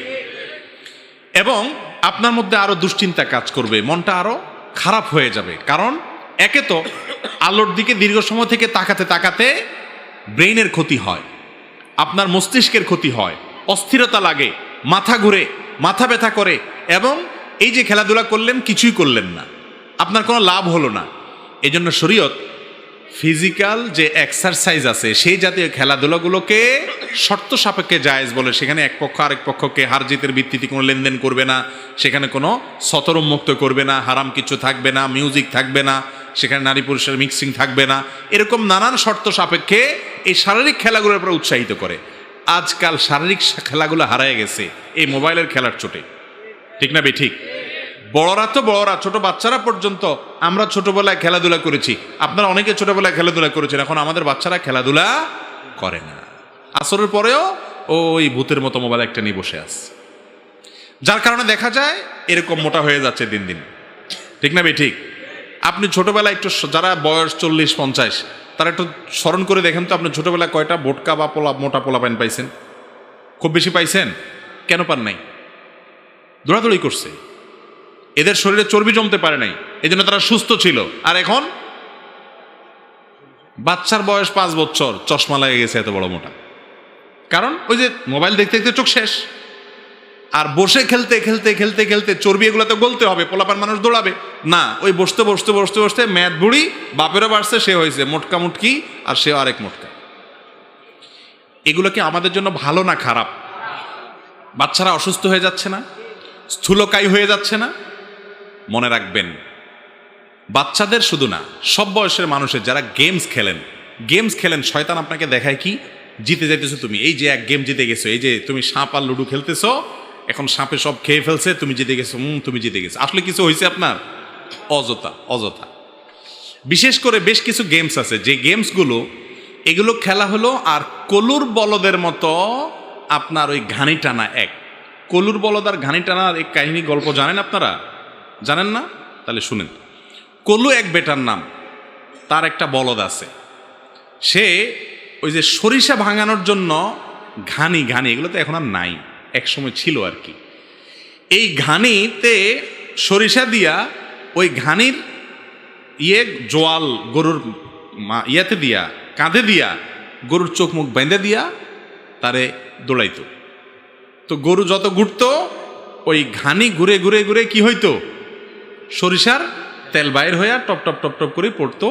ওইগুলা ওই কলু নামক যে লোক, বলদটার মালিক, সে ওই গরু দিয়া ঘানির তেল ভাঙায় ওইটা বেঁচে সে খাইতো, কামাই করত। এখন এই যে কলুর বলদটা, এই বলদের যেহেতু চোখ মুখ সব বাঁধে দিছে, সে তারে দৌড়াইতে থাকে। সে মনে করতেছে যে আমি এখন কত দূর চলে যাচ্ছি, দুনিয়ার কত জায়গায় চলে যাচ্ছি, কারণ সেই 2-3 ঘন্টা ধরে আমি ঘুরতেছি। সে মনের খুশিতে ঘুরতে থাকে, হ্যাঁ, কারণ চোখ মুখ বেঁধে দিছে। তো কল্লু যেহেতু চোখ মুখ বেঁধে দেয়, এই জন্য সে ঘুরতে থাকে, কারণ সে মনে করে যে আমি এখন বাংলাদেশ ছাড়ি পাকিস্তান, পাকিস্তান ছাড়ি এখন সৌদি আরব থেকে আমি এখন দুবাই চলে গেছি। সে হয়তো অনেক স্বপ্ন দেখতে থাকে, সে মনে করে অনেক দূর চলে গেছে। আসলে কিন্তু সে জায়গাতে ঘুরতেছে, তার লাভের কিছুই হয় নাই। খুলে দেখে যে জায়গাতে দাঁড়াইলাম, আমার লাভ তো কিছুই হলো না। লাভ মাঝখান থেকে কার হয়েছে? কলুর হয়েছে। কলু কিছু সরিষার তেল পাইছে, বেঁচে খাবে, আর এই বলদের কোনো লাভ হয় নাই। এই যারা গেমস খেলেন এরা হলো কলুর বলদ। কিভাবে কলুর বলদ আমি বুঝাই দেই, একটু অপেক্ষা করুন, বুঝাই দেই। এইভাবে কলুর বলদ যে এই গেমসগুলো যারা তৈরি করছে, ওরা এমনি এমনি তৈরি করে নাই। আপনি গেমসগুলো যতবার ডাউনলোড করবেন, ক্লিক করবেন, খেলবেন, হ্যাঁ, অ্যাপ স্টোর থেকে নামাবেন, যতবার নামাবেন এর মাধ্যমে আপনাকে অ্যাড দেখানো হবে, আরেকজনকে অ্যাড দেখানো হবে। যতবার এটার সাথে আপনি এঙ্গেজ হবেন, বিভিন্নভাবে ডলার কামাবে ওই গেমসের মালিক যে সে। এই হিসাব নিকাশগুলো আমাদের ইউটিউবার ভাইরা ভালো বোঝে, বুঝতে পারছেন? তাহলে ওই সরিষার তেলটা পায় কে? ওই গেমসের মালিক, এ হলো কলু, আর আপনারে লাগাই দিছে, আপনি হলেন বলদ। সারাদিন টিপতেছেন, সারা রাত টিপতেছেন, দিনকে দিন। ভাই এই 2-4-5 বছর ধরে বহু গেম খেলছেন, একবারে জিতে গেছেন, নারায় তাকবীর, অনেক কিছু বুঝলাম। কয় টাকা কামাইছেন? এখন আবার কিছু গেমস বাইরে হচ্ছে, পয়সাও হয়। কিছু গেমস আছে, এগুলো কামাইলে পয়সাও কামায়। কিন্তু এই পয়সা কামাই, এর মাধ্যমে আমাদের আর্থসামাজিক কোনো উন্নতি আছে? এই পয়সা কামাইয়ের মাধ্যমে সমাজে কোনো উৎপাদন হয়? সমাজে কোনো উপকার হয়? কিচ্ছু হয় না। এটা আরেক প্রতারণা, আপনাকে আপনার জীবনের সৃষ্টিশীলতা থেকে দূরে সরাচ্ছে এবং স্থূলতা সৃষ্টি করতেছে, চিন্তার দৈন্যতা আসছে। ইসলাম এরকম অনর্থক অহেতুক কাজ করাকে জায়েজ রাখে। সফল ইমানদারের বৈশিষ্ট্য হলো ওয়াল্লাযীনা হুম আনিল লাগবি মুরিদুন, তারা অনর্থক কাজ থেকে বেঁচে থাকে। অতএব এই সমস্ত অযথা কাজ থেকে আমরা বেঁচে থাকবো তো ইনশাআল্লাহ। মিন হুসনি ইসলামিল মারই তারকু মা লা ইয়ানি, একজন মুসলমানের ইসলামটা সুন্দর হবে তখন যখন সে এরকম এই কলুর বলদ হওয়ার মতো অযথা অহেতুক খাটাখাটনি এবং ফালতু কাজ থেকে বেঁচে থাকবে। আপনি বলবেন হুজুর আমার তো বিনোদন হয়েছে, মজা পাইছি। আপনি যেটাকে মজা বলতেছেন, এই মজাটা আপনি যে লস করেছেন, ওই লসের তুলনায় মজাকে আপনি যখন যোগ বিয়োগ করবেন, দেখবেন অনেক বেশি আপনি লস করেছেন। লাভ করছে ওই কলু, আপনার কোনো লাভ হয়নি। আপনি শারীরিক এবং ফিজিক্যাল খেলাধুলা করবেন, সেগুলোতে আপনার কি হবে? লাভ হবে ইনশাআল্লাহ। বিধায় এগুলো জায়েজ নেই। এরপরে প্রশ্ন হলো, আমাদের এলাকায় গায়ে হলুদ বিয়েতে ডিজে বক্স চালিয়ে মানুষকে কষ্ট দেওয়া হয়, আমি বাধা দিতে গেলে আমাকে হুমকি দামকি দেয়, আমার করণীয় কি? দেখুন, সমাজে যে কয়েকটা অসভ্য কর্ম এবং যেই কয়েকটা জঘন্য অনাচার স্টাবলিশড হয়ে আসে তার মধ্যে এটা একটা। আপনার বিয়ের সময় আপনি গায়ে হলুদ দেন, মরিচ দেন, আরও কিছু দেন, সেটা আপনি দেন, কিন্তু আপনি যে ডিজে পার্টি করছেন, আপনি যে বক্স ভাড়া করে এনে হাই ভলিউমে ধুমধাড়াক্কা গান বাজায় রাখতেছেন, আপনার গানের আওয়াজে মানুষের কষ্ট হচ্ছে, অসুবিধা হচ্ছে, শিশু ঘুমাতে পারছে না, হার্টের রোগীর কষ্ট হচ্ছে, মানুষের ডিস্টার্ব হচ্ছে। একজন মানুষ গান শুনবে না, হারাম, সে বাঁচতে চায়, আপনি তাকে জোর করে শোনাচ্ছেন। এর চেয়ে বড় অসভ্যতা আর কিছু হতে। যে মনে করে এটাতে কারোর অধিকার নষ্ট হয় না, সে ধুমধাড়াক্কা বড় বড় বক্স আনায়া গান শুনতে চায়। তোমার গান শুনতে চায় তোমার কানে, তুমি হেডফোন দিয়ে গান শুনতে শুনতে তুমি মরে যাও, তোমার ব্যাপার, কিন্তু তোমার গান আমাকে কেন জোর করে শোনাচ্ছ জোরে জোরে? এর কানের কাছে একটা মাইক নিয়ে জোরে জোরে আওয়াজ শোনাবেন, ওয়াজ শোনাবেন, এটাকে সে কি যৌক্তিক মনে করবে? মনে করবে না। ভাইরা আমার, কোরআনের তেলাওয়াত পর্যন্ত, ওয়াজের কথা, ভালো কথা পর্যন্ত আপনি জোর করে যদি কাউকে শুনাইতে যান, হাই ভলিউমে শোনান, মানুষের ক্ষতি হয়, ইসলামে সেটা জায়েজ নাই। একবার নবী করিম সাল্লাল্লাহু আলাইহি ওয়াসাল্লামের মসজিদে নববীতে এক লোক কোরআন তেলাওয়াত করতেছে জোরা। নবী সাল্লাল্লাহু আলাইহি ওয়াসাল্লাম তাকে ডাক দিয়েছেন, দিয়ে বললেন, তুমি জোর করে কেন পড়তেছো? তুমি যে আল্লাহকে শোনানোর জন্য পড়তেছো, ওই আল্লাহ তো মনের খবরও রাখেন, আস্তে আস্তে পড়ো, আশপাশে মানুষের ডিস্টার্ব হচ্ছে। কোরআন তেলাওয়াতের ক্ষেত্রে যদি নবী সাল্লাল্লাহু আলাইহি ওয়াসাল্লাম এটা বলে থাকেন, অনেক ওয়াজ মাহফিলের মাইক দূর দূরান্ত পর্যন্ত লাগায়, আছে না নাই? মানুষের ঘুম হারাম করে দিচ্ছে, হিন্দু ভাইদের কষ্ট, অন্য ধরনের ভাই বোনদের কষ্ট হচ্ছে। ইসলাম আপনাকে এটা জায়েজ করেন, আপনি জোর করে কাউকে ওয়াজ শোনানোর অধিকার ইসলাম আপনাকে দেয় নাই। সেখানে ব্যান্ড সেট আপনার এই বক্স এনে ভাড়া করে যারা শোনায়, তারা সবচেয়ে অযৌক্তিক কাজ করছে। আমাদের যে সমস্ত যুবক ভাইরা কাজগুলো করছে, একটাবার তারা নিজের বিবেককে একটু প্রশ্ন করবেন প্লিজ। আপনার এই কাজটা কত বড় অন্যায় হচ্ছে। আপনার কাছে যেটা ভালো লাগে না, সেটা যদি জোরে বক্সে আপনার হাই ভলিউমে চালিয়ে যদি আপনাকে অতিষ্ঠ করে, আপনার কাছে কেমন লাগবে? ঠিক আপনার কাজ দ্বারা অনেক মানুষ অতিষ্ঠ হচ্ছেন, হারাম। এই জন্য তো বিয়েগুলোতে বরকত নাই, কারণ বিয়ে অনুষ্ঠানে এই যে হাজার হাজার মানুষ বদদোয়া দেয়, মানুষের কষ্ট হয়, সবার বদদোয়াতে আল্লাহর গজব তো এমনি নাজিল হয়ে যায়, ওই বিয়েতে শান্তি এমনিই আসে না। এই জন্য এই সমস্ত জায়েজ নেই, হারাম। তাদেরকে বোঝানোর চেষ্টা করবেন যুক্তি দিয়ে। আর গায়ে হলুদের বিষয়ে আমরা বলেছি এর আগে বিভিন্নভাবে, যে গায়ে হলুদ দেওয়া এটা ভিন্ন ধর্মের ধর্মীয় সংস্কৃতি, এবং অনেক ভুল বিশ্বাস থেকে মানুষ গায়ে হলুদ দেয়, মনে করে যে এর মাধ্যমে দাম্পত্য জীবনে সুখ শান্তি হয়। আর বিশেষ করে গায়ে হলুদের অনুষ্ঠানটা আমাদের সমাজে এখন এটা হয়ে গেছে বিয়ে উপলক্ষে সবচেয়ে নোংরা অনুষ্ঠান। এই জন্য এটা বর্জন করা উচিত হয়ে গেছে, আমাদের কর্তব্য হয়ে গেছে এটা। কারণ ছেলেদের গায়ে মেয়েরা, মেয়েদের গায়ে ছেলেরা ঢলাঢলি মাখামাখি এবং সেখানে গান বাদ্য যন্ত্র ইত্যাদি করে হারামের ছড়াছড়ি হয়ে থাকে। একজন মুসলমান বিবাহের মতো একটা বরকতময় ইবাদত, একটা নেকামল, সেটাকে পর্যন্ত হারাম দিয়ে আমরা ভরায় ফেলছি। একটু যুবকরা সৎসাহস করা যাবে না ইনশাআল্লাহ, যে আমার বিয়েতে এই সমস্ত অনাচার আমি করতে দেব না। আল্লাহ আমাদের তৌফিক দান করুন। ঘুষ দিয়ে চাকরি নিলে কিনা? আপনি চাকরি নিয়েছেন ঘুষ দিয়ে, উপার্জন হালাল হবে কিনা? এর উত্তর হলো, প্রথমত যে ব্যক্তি নিরুপায়, ঘুষ না দিলে তার চাকরি হবেই না, ওই বেচারার জন্য বাধ্যগত হয়ে ঘুষ দেওয়াটা জায়েজ আছে। তার ন্যায্য অধিকারী ছাড়া আদায় হবে না, কোনো উপায় তার নাই, তার জন্য এটা জায়েজ আছে। কিন্তু ঘুষের কারণে আপনার সমস্ত উপার্জন হারাম হবে এমন কোনো কথা নেই। সর্বাবস্থায় ঘুষ আপনি হারাম পদ্ধতিতে দেন আর হালাল উপায়ে দেন। হালাল উপায় মানে আপনি নিরুপায় হয়ে ঘুষ দেন, অথবা আপনি নিরুপায় হওয়া ছাড়া ঘুষ দেন, যেটা হারাম। অনেকে আমরা আজকাল সামান্য একটু প্রয়োজনে অপ্রয়োজনে আমরা ঘুষ দিই, নিজেরা সাইদা দিই, ঘুষ করলে চাওয়াও লাগে না আজকাল, আমরা সাইদা দিই যে ভাই নেন। এই রোগটা আমাদের মধ্যে আসে না নাই? তো এই যে ঘুষ, এই ঘুষটা দিয়ে আপনি চাকরি নিয়েছেন, নেয়ার পর এবার চাকরিটা আপনি হালাল করতেছেন, হালাল কাজ করে পারিশ্রমিক নিচ্ছেন, কোনো হারাম কাজ করতেছেন না, তাহলে আপনার উপার্জনটা হালাল থাকবে। ওই ঘুষ দিয়ে চাকরি নিচ্ছেন, সেজন্য সারা জীবনের চাকরির সব উপার্জন হারাম হয়ে যাবে না। শুধুমাত্র প্রথম যে কাজটা করেছেন সেটা অন্যায় করেছেন, তার জন্য আল্লাহর কাছে কি চাইবেন? মাপ চাইবেন, ইস্তিগফার করবেন। সরকার কর্তৃক নির্ধারিত জাতীয় সঞ্চয়পত্রের ইন্টারেস্ট হালাল হবে কিনা? জাতীয় সঞ্চয়পত্রে আমরা সঞ্চয়পত্র যে টাকা দিয়ে কিনি, সেই টাকার বিপরীতে আমাদেরকে অতিরিক্ত মুনাফা দেয়া হয়।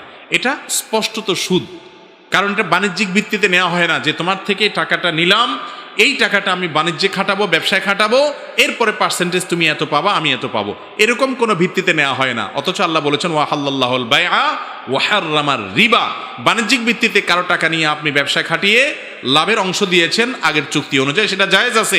কিন্তু থোক টাকা নিয়ে বলতেছেন তোমাকে এত টাকা দেব, আমি ব্যবসা করব না ফেলা রাখবো, এটা তোমার দেখার দরকার নেই, তুমি নির্দিষ্ট ধরাবাঁধা টাকা শুধু পাইতে থাকবা মাসে মাসে, এটা হলো সুদ। এই সুদকে আল্লাহ তাআলা হারাম করেছেন। বিধায় এই সঞ্চয়পত্র বলেন আর যেটাই বলেন, এইভাবে অনেক সময় দেখা যায় ডাক বিভাগ বিভিন্ন এরকমভাবে ছাড়ে, সেগুলোতে আমি নির্দিষ্ট টাকা দিয়ে সঞ্চয়পত্র কিনলাম এবং সেটার এগেনিস্টে সেটার বিপরীতে আমি মুনাফা নিলাম, লভ্যাংশ নিলাম, ইন্টারেস্ট নিলাম, নাম যেটাই দেন সেটা সুদ হবে, সেটা খাওয়া ইসলামের দৃষ্টিকোণ থেকে জায়েজ হবে না।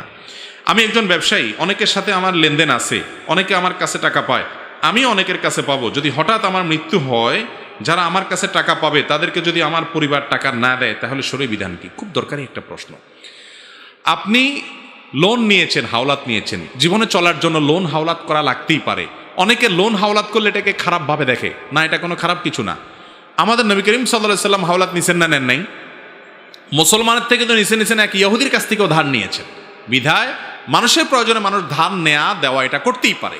মুশকিল হলো ধার নেয়ার পর আমাদের সমাজে বেশিরভাগ মানুষ এমন প্রতারণা করে, যার কাছ থেকে ধার নিছে মনে হয় তারা আর চিনেও না।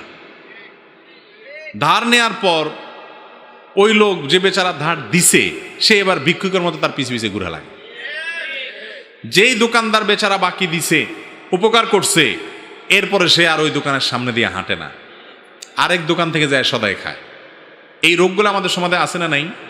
নবী করিম সাল্লাল্লাহু আলাইহি সাল্লাম বলেছেন, খিয়ারুকুম আহসানুকুম কাদাআ, তোমাদের মধ্যে সবচেয়ে ভালো মুসলমান সে যেই মুসলমান কারোর কাছ থেকে হাওলাত নিলে, দোকান থেকে বাকি নিলে, লোন ধার দেনা নিলে টাইম অনুযায়ী পরিশোধ করে, টালবাহানা করে না, ঘোরাঘুরি করায় না, এবং বাটপারি করে না, এবং চিটারি করে না, দেনাদারকে পাওনাদারকে ঘুরায় না। এই ব্যক্তি হলো আসল ভালো মুসলমান। ভালো মুসলমান শুধু লেবাসে পোশাকে হয় না, লেনদেনে কায় কারবারে মানুষ ভালো মুসলমান হয়। সেটা আমরা করি না। ভাইরা আমার, এখন কথা হলো আপনি ব্যবসা করতে গিয়ে দেনা করেছেন, আপনার ঘোরানোর উদ্দেশ্য নাই, কিন্তু আপনি পারেন নাই দিতে, যে কোনোভাবে বিপদে পড়ে গেছেন। আপনার কর্তব্য হলো পরিবারকে ওসিয়ত করে যাওয়া, আমার স্থাবর অস্থাবর সম্পত্তি যেগুলো আছে, আমি যদি জীবদ্দশায় দেনা পরিশোধ করতে না পারি, তাহলে এগুলো বিক্রি করার পর আমার সম্পদ থেকে যেন দেনা পরিশোধ করা হয়। এমনকি আপনি ওসিয়ত না করলেও ওয়ারিসদের উপরে ফরজ কর্তব্য হলো তার বাপ, তার ভাই, তার মা, তার বড় ভাই বা তার যে কোনো নিকটাত্মীয় মারা গেছে, তার মৃত্যুর পর যদি পাওনাদার থাকে, 1 নম্বরের কাজ হলো তার সম্পদগুলো সবগুলোর মূল্য বের করে বিক্রি করে সেগুলো থেকে আগে পাওনাদারকে বিদায় করতে হবে। পাওনাদারকে বিদায় করার পরে যদি কিছু থাকে তাহলে ওয়ারিসরা ভাগযোগ করে নিবে, আর না থাকলে নেই। কথা কি বুঝতে পারছি? কিন্তু সেটা আমরা করি না। এই জন্য যিনি দেনাদার তার কর্তব্য ভালো করে ওসিয়ত করে যাওয়া, টাইট করে যাওয়া, এবং আশঙ্কা থাকলে নিজে থাকতেই যত সম্ভব দেনা পরিশোধ করে যাওয়া। যারা মানুষের টাকা ঘুরাচ্ছেন এবং মনে করতেছেন যে আমি অনেক আমল টামল করে জান্নাতে চলে যাব, তারা ভালো করে শুনে রাখেন, মানুষের টাকা নিয়ে যারা পরিশোধ করে নাই, এই মানুষগুলো তাদের জান্নাতে যাওয়া ঝুলন্ত থাকে, তারা জান্নাতে যেতে পারে না যত নেকামলি করুক। ওই মানুষের পাওনার যে মামলা, এই মামলা আল্লাহর আদালতে কি আমাদের পরিশোধ করা ছাড়া। এবং একটু আগে আপনারা খালেদ হোসেন সাহেবের বক্তব্য থেকে শুনতেছিলেন, আমিও পথ থেকে শুনছিলাম, তিনি বলছিলেন যে এইরকম মানুষ যে মানুষের দেনা রেখে সে দুনিয়া থেকে চলে গেছে, নবী করিম সাল্লাল্লাহু আলাইহি সাল্লাম নিজে তার জানাজা পড়তেন না, অন্য সাহাবীদেরকে বলতেন তোমরা পড়ো। সে মুসলমান, ঠিক আছে, জানাজা পড়া হবে, ঠিক আছে, কিন্তু নবীজি পড়তেন না, সমাজের গণ্যমান্যরা পড়বে না, ইমাম সাহেব পড়বে না, মুয়াজ্জিন সাহেব পড়াই দিবে তার জানাজা, যাতে করে মানুষের টাকা নিয়ে টালবাহানা করতে মানুষ চিন্তা করে। এই জন্য যারা মানুষের কাছ থেকে হাওলাত নেন অথবা ধার দেনা করেন, বাকি নেন, তারা টাইম মতো পরিশোধ করবেন তো ইনশাআল্লাহ? যদি আপনার চেষ্টার পরেও আপনি দিতে না পারেন, আপনার ইচ্ছার কোনো ত্রুটি নাই, বিপদে পড়ে গেছেন, নিরুপায় হয়ে গেছেন, আল্লাহর কাছে আশ্রয় প্রার্থনা করবেন। বান্দার যদি ইচ্ছাকৃত অন্যায় না হয়, সেই ইচ্ছাকৃত মানুষের ঘুরায় নাই, কিন্তু বেচারা ফেঁসে গেছে এবং তার কিছুই নাই আসলে দেওয়ার মতো, তাহলে আল্লাহ তাআলা তাকে রক্ষা করবেন এবং পাওনাদারকে আল্লাহ তাআলা খুশি করবেন যদি সে আল্লাহকে খুশি করে যেতে পারে। এরকম বিভিন্ন হাদিস পাওয়া যায়। একটা জিনিস শুনে রাখেন, অনেক দেনাদার আছে যারা বলে যে ভাই আমার তো আসলে দেনা পরিশোধের কিচ্ছু নাই, ওনার বিঘাকে বিঘা জমি আছে, কানেকে কানে জমি আছে, কয়েকটা ফ্ল্যাট আছে, বাড়ি আছে, কিন্তু উনি মনে করে যে ব্যবসায়িক দেনা আবার ব্যবসা করে পরিশোধ করব, তো ব্যবসা নাই, পরিশোধও করে না। না, এটা জায়েজ নাই। আপনার স্থাবর অস্থাবর সম্পত্তি বিক্রি করে হলে দেনা শোধ করবেন। আপনার দেনা সব কিছুর আগে সন্তানের জন্য কি রেখে যাচ্ছেন, তার চেয়ে বড় প্রশ্ন হলো আপনি দেনাদারকে পাওনা পরিশোধ করেছেন কিনা। এই জন্য স্থাবর অস্থাবর সম্পত্তি বিক্রি করে হলো কি করতে হবে, দেওয়ানা পরিশোধ করতে হবে। আর যদি না করেন গুনাহগার হবেন আপনি আল্লাহর কাছে। এরপরে প্রশ্ন হলো, বার্ষিক সবার টাকার উসিলায় পার্শ্ববর্তী মসজিদে এশার আযান দিতে না দেওয়া ও জামাতে সালাত আদায় করতে না দেয়া কি শরীয়ত সম্মত? ইন্না লিল্লাহ, এটা খুবই জঘন্য কাজ। মাহফিলের টাকা উঠাবেন, সেটার জন্য মসজিদের আজান বন্ধ, মসজিদের জামাত বন্ধ করা জায়েজ নাই। পয়সাটাই যখন ধান্দা হয়ে যায় মাহফিল থেকে, এই মাহফিল থেকে মানুষ শিখবে কিরে ভাই? মাহফিল যখন বক্তারও ধান্দা পয়সা, আয়োজকদেরও ধান্দা পয়সা, তাহলে সেক্ষেত্রে সেখান থেকে শ্রোতাদের জন্য ইখলাসের সাথে এই মাহফিল থেকে কোনো কিছু নেওয়া এটা তো কঠিন হয়ে যাবে। এই জন্য মাহফিলের উসিলা হওয়া যে উসিলা হোক, মসজিদে আজান বা নামাজ বন্ধ করা কি নাই, জায়েজ নাই। রাসূল সাল্লাল্লাহু আলাইহি সাল্লাম বলেছেন, তোমরা সেইভাবে নামাজ পড়ো যেভাবে তোমরা আমাকে নামাজ পড়তে দেখো। তাহলে মুসলমানদের নামাজ পড়ার পদ্ধতি এক একজনের এক এক পদ্ধতি কেন? যৌক্তিক প্রশ্ন। এই প্রশ্নের উত্তর হলো, নবী করিম সাল্লাল্লাহু আলাইহি সাল্লাম তাঁর জীবদ্দশায় সাহাবীদের মধ্যে সালাত আদায় করতে গিয়ে এক এক মেথড এবং এক এক পন্থা অবলম্বন করেছেন। যেমন বনু কুরাইজার ঘটনা সবচেয়ে প্রসিদ্ধ। এক্ষেত্রে আসরের নামাজ তোমরা অমুক জায়গায় গিয়ে পড়বা, বনু কুরাইজায় গিয়ে পড়বা, তিনি বলেছেন। পথে আসর ওয়াক্ত শেষ হয়ে যাচ্ছে, কিছু সাহাবী নামাজ পড়ে ফেলছেন, কিছু সাহাবী বলছেন না, নবীজি সেখানে যা পড়তে বলছেন আমরা ওখানে গিয়ে পড়বো। দুই দল দুই রকম করছে। নবী সাল্লাল্লাহু আলাইহি ওয়াসাল্লামের কাছে এসে বলার পর তিনি কাউকে ভৎসনা করেন, তার মানে দুইটাকেই অনুমোদন রেখেছেন। নবী করিম সাল্লাল্লাহু আলাইহি ওয়াসাল্লাম নিজে তার থেকে বিভিন্ন রকমের হাদিস যখন পাওয়া যায় বিশুদ্ধভাবে, তখন এই বিভিন্ন রকমের আমলটাই সাব্যস্ত হয়। আমরা একটাকে যখন আমল করি তখন অনেক সময় অন্যটাকে ডিনাই করি, অস্বীকার করি, অথচ এটা হাদিসে বর্ণিত আছে। এটা হলো ভুল আমাদের। নবী করিম সাল্লাল্লাহু আলাইহি ওয়াসাল্লাম থেকে যদি একাধিক অপশন বর্ণিত থাকে, হাদিসের মাধ্যমে যদি কোরআনের মাধ্যমে একাধিক অপশন যদি প্রমাণিত হয়, তাহলে সে একাধিক অপশনকে ডিনাই করার কোনো সুযোগ নাই। খোদ সাহাবীদের আমলে একাধিক ভাবে সালাতের ক্ষেত্রে, বিভিন্ন মাসালার ক্ষেত্রে একাধিক নিয়ম, একাধিক মাসআলা ফলো করা হতো, কেউ সেটাকে ডিসকারেজ করতো না। যার যার ইজতিহাদ, লাহু ফাহাম লাহু ইজতিহাদ। তো এখন আমাদের এখন যেটা হয়েছে, আমরা মনে করি না একটা সঠিক হবে বাকি সব ভুল হবে। এটা ভুল কথা। একাধিক পদ্ধতি যদি হাদিস এবং কোরআন থেকে অ্যালাউড হয়, তাহলে কেউ কোনোটাকে শক্তিশালী মনে করছে, বেশি দলিল সমিতি মানুষটা আমল করতেছে, আমি তাকে ডিসকারেজ করব না, এটা জায়েজ নাই। আমরা শেষ করব নাকি ভাই? টাইম তো হয়ে গেছে মনে অনেক, 11:30 বেজে গেছে। আরো কয়টা প্রশ্ন আছে? আরে ভাই, আপনি গুরুত্বপূর্ণ প্রশ্ন যেগুলো আছে এগুলো দিয়ে তো শেষ করতেছি না, আগের বেচারাদের প্রশ্ন। আরও কয়েক মিনিট দেই, যেহেতু অনেকগুলো প্রশ্ন আছে। আমার ছোটবেলা থেকে শুনে আসছি কোরআনের আয়াত 6666টি। আব্দুল্লাহ জাহাঙ্গীর রহমানের এক আলোচনা উনি বলেছেন কোরআন আয়াত 6236টি। কোনটি সঠিক? ভাই এটা ঠিক যে 6666টি কোরআন আয়াত, এই কথা আমরা বহুদিন শুনে আসছি, কিন্তু এটা সঠিক নয়, কোনোভাবেই সঠিক নয়। আপনি নিজে হিসাব করে দেখেন, তাহলে দেখবেন সঠিক না বেঠিক, আমার জিজ্ঞেস করা লাগবে না। কথা বুঝাতে পারছি? কোরআন আয়াতের সংখ্যার ব্যাপারে আমাদের এই ভুল ধারণা পাল্টাতে হবে। 6266টি, এটাই বিশুদ্ধতর মত।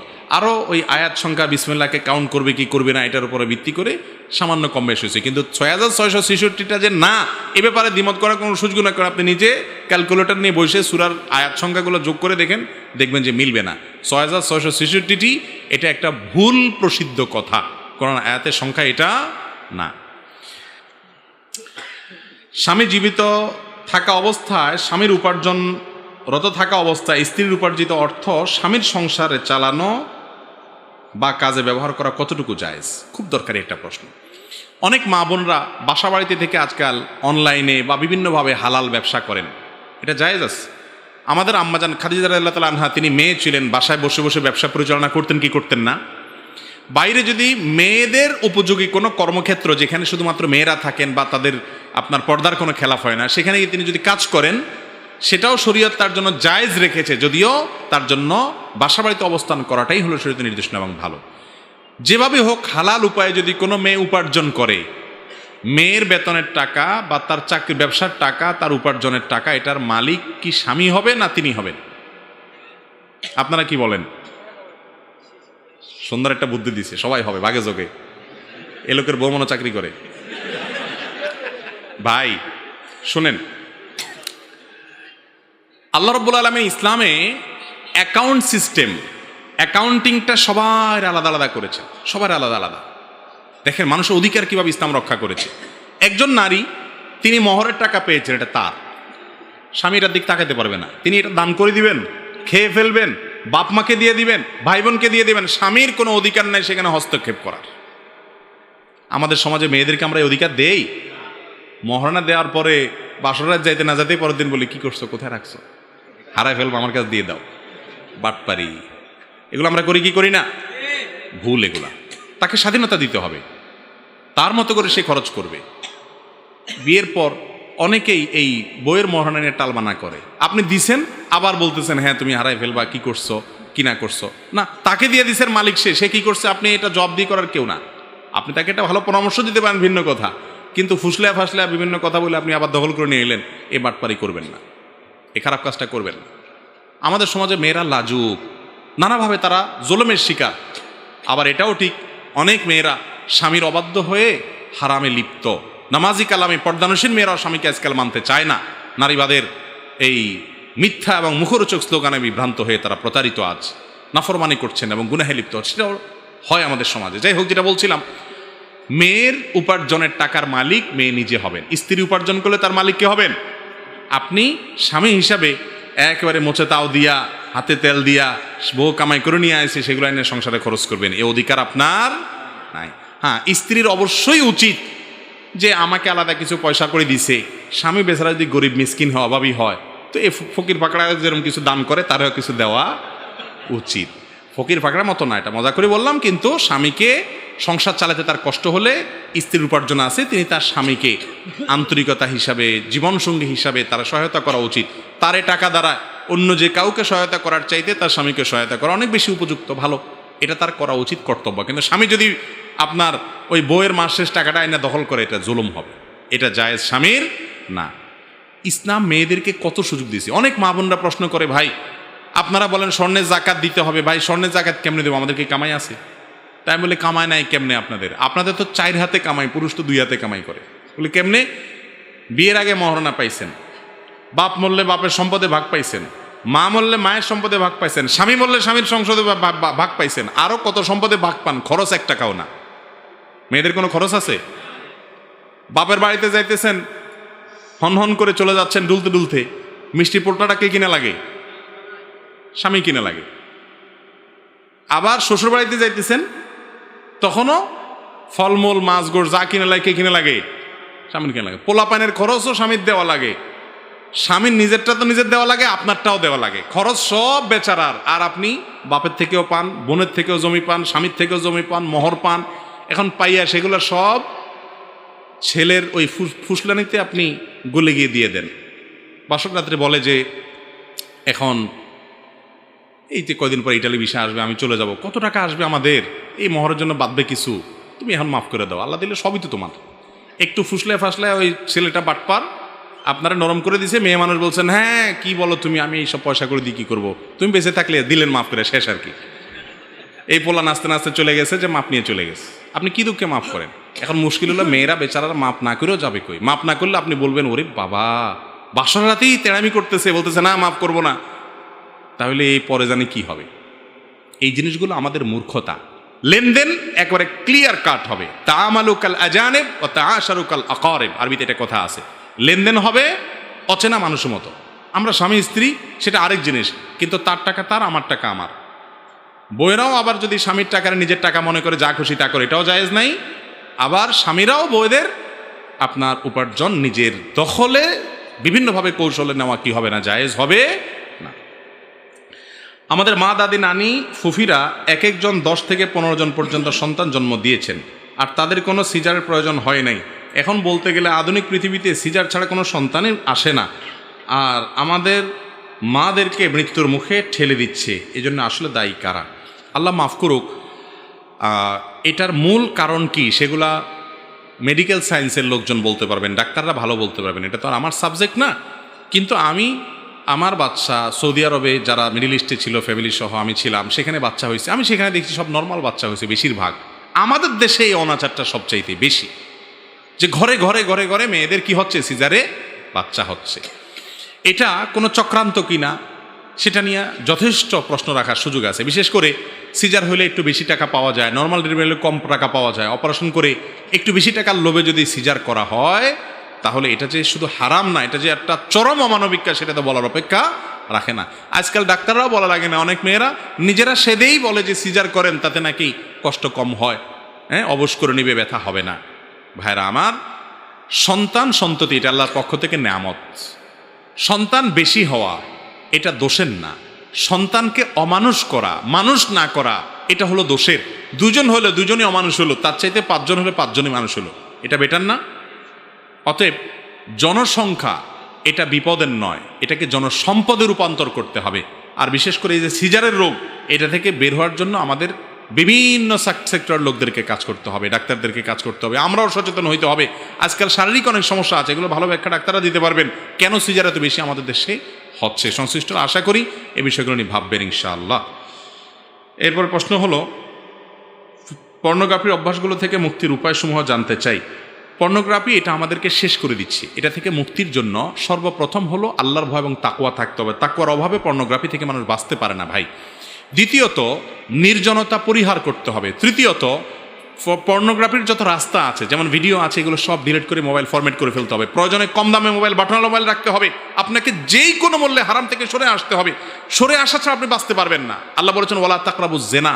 এই জাতীয় এই সেক্সুয়াল অপরাধগুলো এরকম, এগুলোর কাছাকাছি গেলে, যেমন আপনার ফেসবুকে এটা অপকর্মটা হয়, তাহলে ফেসবুক আইডিটা ডিঅ্যাক্টিভ করে ফেলান আপনি। আপনার মোবাইলে এটা অপকর্ম হয়, মোবাইল বিক্রি করে একটা কম দাম মোবাইল ব্যবহার করেন 6 মাস, এরপর দেখবেন আস্তে আস্তে ইনশাআল্লাহ বদঅভ্যাস দূর হয়ে গেছে। নির্জনতায় হয় এগুলো, নির্জনতা পরিহার করেন। খারাপ বন্ধু বান্ধবের পালায় পড়ে তাদেরকে ত্যাগ করে ভালো বন্ধু বান্ধবের সাথে থাকেন, ইনশাআল্লাহ আল্লাহ হেফাজত করবেন। এবং এ বিষয়ে একটা ভালো বই আছে লেখা, এটা কোন একটা প্রকাশনের জন্য প্রকাশ করছে ঢাকা থেকে, পর্নোগ্রাফি নিয়ে। যথাসম্ভব ভদ্রলোক মুসলমান না, অমুসলমান, কিন্তু বইটা চমৎকার লিখেছেন। এবং এই বই পড়লে পর্নোগ্রাফিতে আসক্ত যারা, তারা ইনশাআল্লাহ মুক্তি লাভ করতে পারবেন। বইটা একটু সার্চ দিয়ে অস্ট্রেলিয়ান কোনো লেখকের পর্নোগ্রাফির উপর লেখা বই খুঁজে পাবেন ইনশাআল্লাহ। আমার নামটা এই মুহূর্তে মনে নেই। যারা কোরবানি করে তারা কি ওই কোরবানি গরুর পা বুড়ি খেতে পারবে কিনা? কোরবানির পশুর পা বুড়ি এগুলো সবগুলা কোরবানিকারী ব্যক্তি খাইতে পারে। বুড়ি আপনার খাইতে মনে চাইলে না খাবেন, কিন্তু অনেকে ওই পশু যারা চামড়া টামড়া ছিলে তাদেরকে এগুলো দিয়ে দেয়, এগুলো তাদেরকে দেওয়া যায় না। তাদেরকে নগদ টাকা দিবেন পারিশ্রমিক হিসাবে, ওইগুলো পারিশ্রমিক হিসাবে দেওয়া যায় না। আপনার খাইতে মনে না চাইলে অন্য কোনো মানুষকে দিয়ে দিবেন, বা ওই ব্যক্তির পূর্ণ পারিশ্রমিক দেওয়ার পরে গরিব থাকলে সেই হিসাবে তাকে দিতে পারে। প্রথম ও দ্বিতীয় রাকাতে একই সূরা হলে কোনো সমস্যা আছে কিনা? প্রথম রাকাতে যে সূরা পড়ছেন, দ্বিতীয় রাকাতে একই সূরা পড়ছেন, সূরা ফাতিহার পর যে সূরা মিলালেন, নামাজ হয়ে যাবে। কিন্তু ইচ্ছাকৃত এরকম করাটা সুন্নাহর খেলাফ। সুন্নাহ হলো প্রথম রাকাতে যে সূরা পড়বেন, দ্বিতীয় রাকাতে আরেকটা সূরা পড়বেন। প্রথম রাকাতে একটু লম্বা, দ্বিতীয় রাকাতে একটু তুলনামূলকভাবে সংক্ষিপ্ত, আগেরটা চেয়ে ছোট সূরা পড়বেন, এটা সুন্নাত। একই সূরা পড়ে ফেললে নামাজ হয়ে যাবে, কিন্তু ইচ্ছাকৃত এরকম করা উচিত না। নিজেকে জেনা ও পরকিয়া থেকে কিভাবে রক্ষা করব? পরকিয়া বিশেষ করে আমাদের সমাজে ব্যাধির আকার ধারণ করেছে, ব্যাধির আকার ধারণ করেছে। সংসারগুলোতে অশান্তির একটা বড় কারণ হলো পরকিয়া। পুরুষ অন্য মেয়েদের দিকে আসক্ত, আর নারীও অন্য পুরুষে আসক্ত। ভালো করে শুনে রাখেন, শয়তান সবাইকে ভুলটা বুঝায়, কারণ শয়তান আমাদের শত্রু। মহিলাকে বলে যে আরে তোমার কপালটা যে কত খারাপ, তুমি কার ঘর করতে আসো?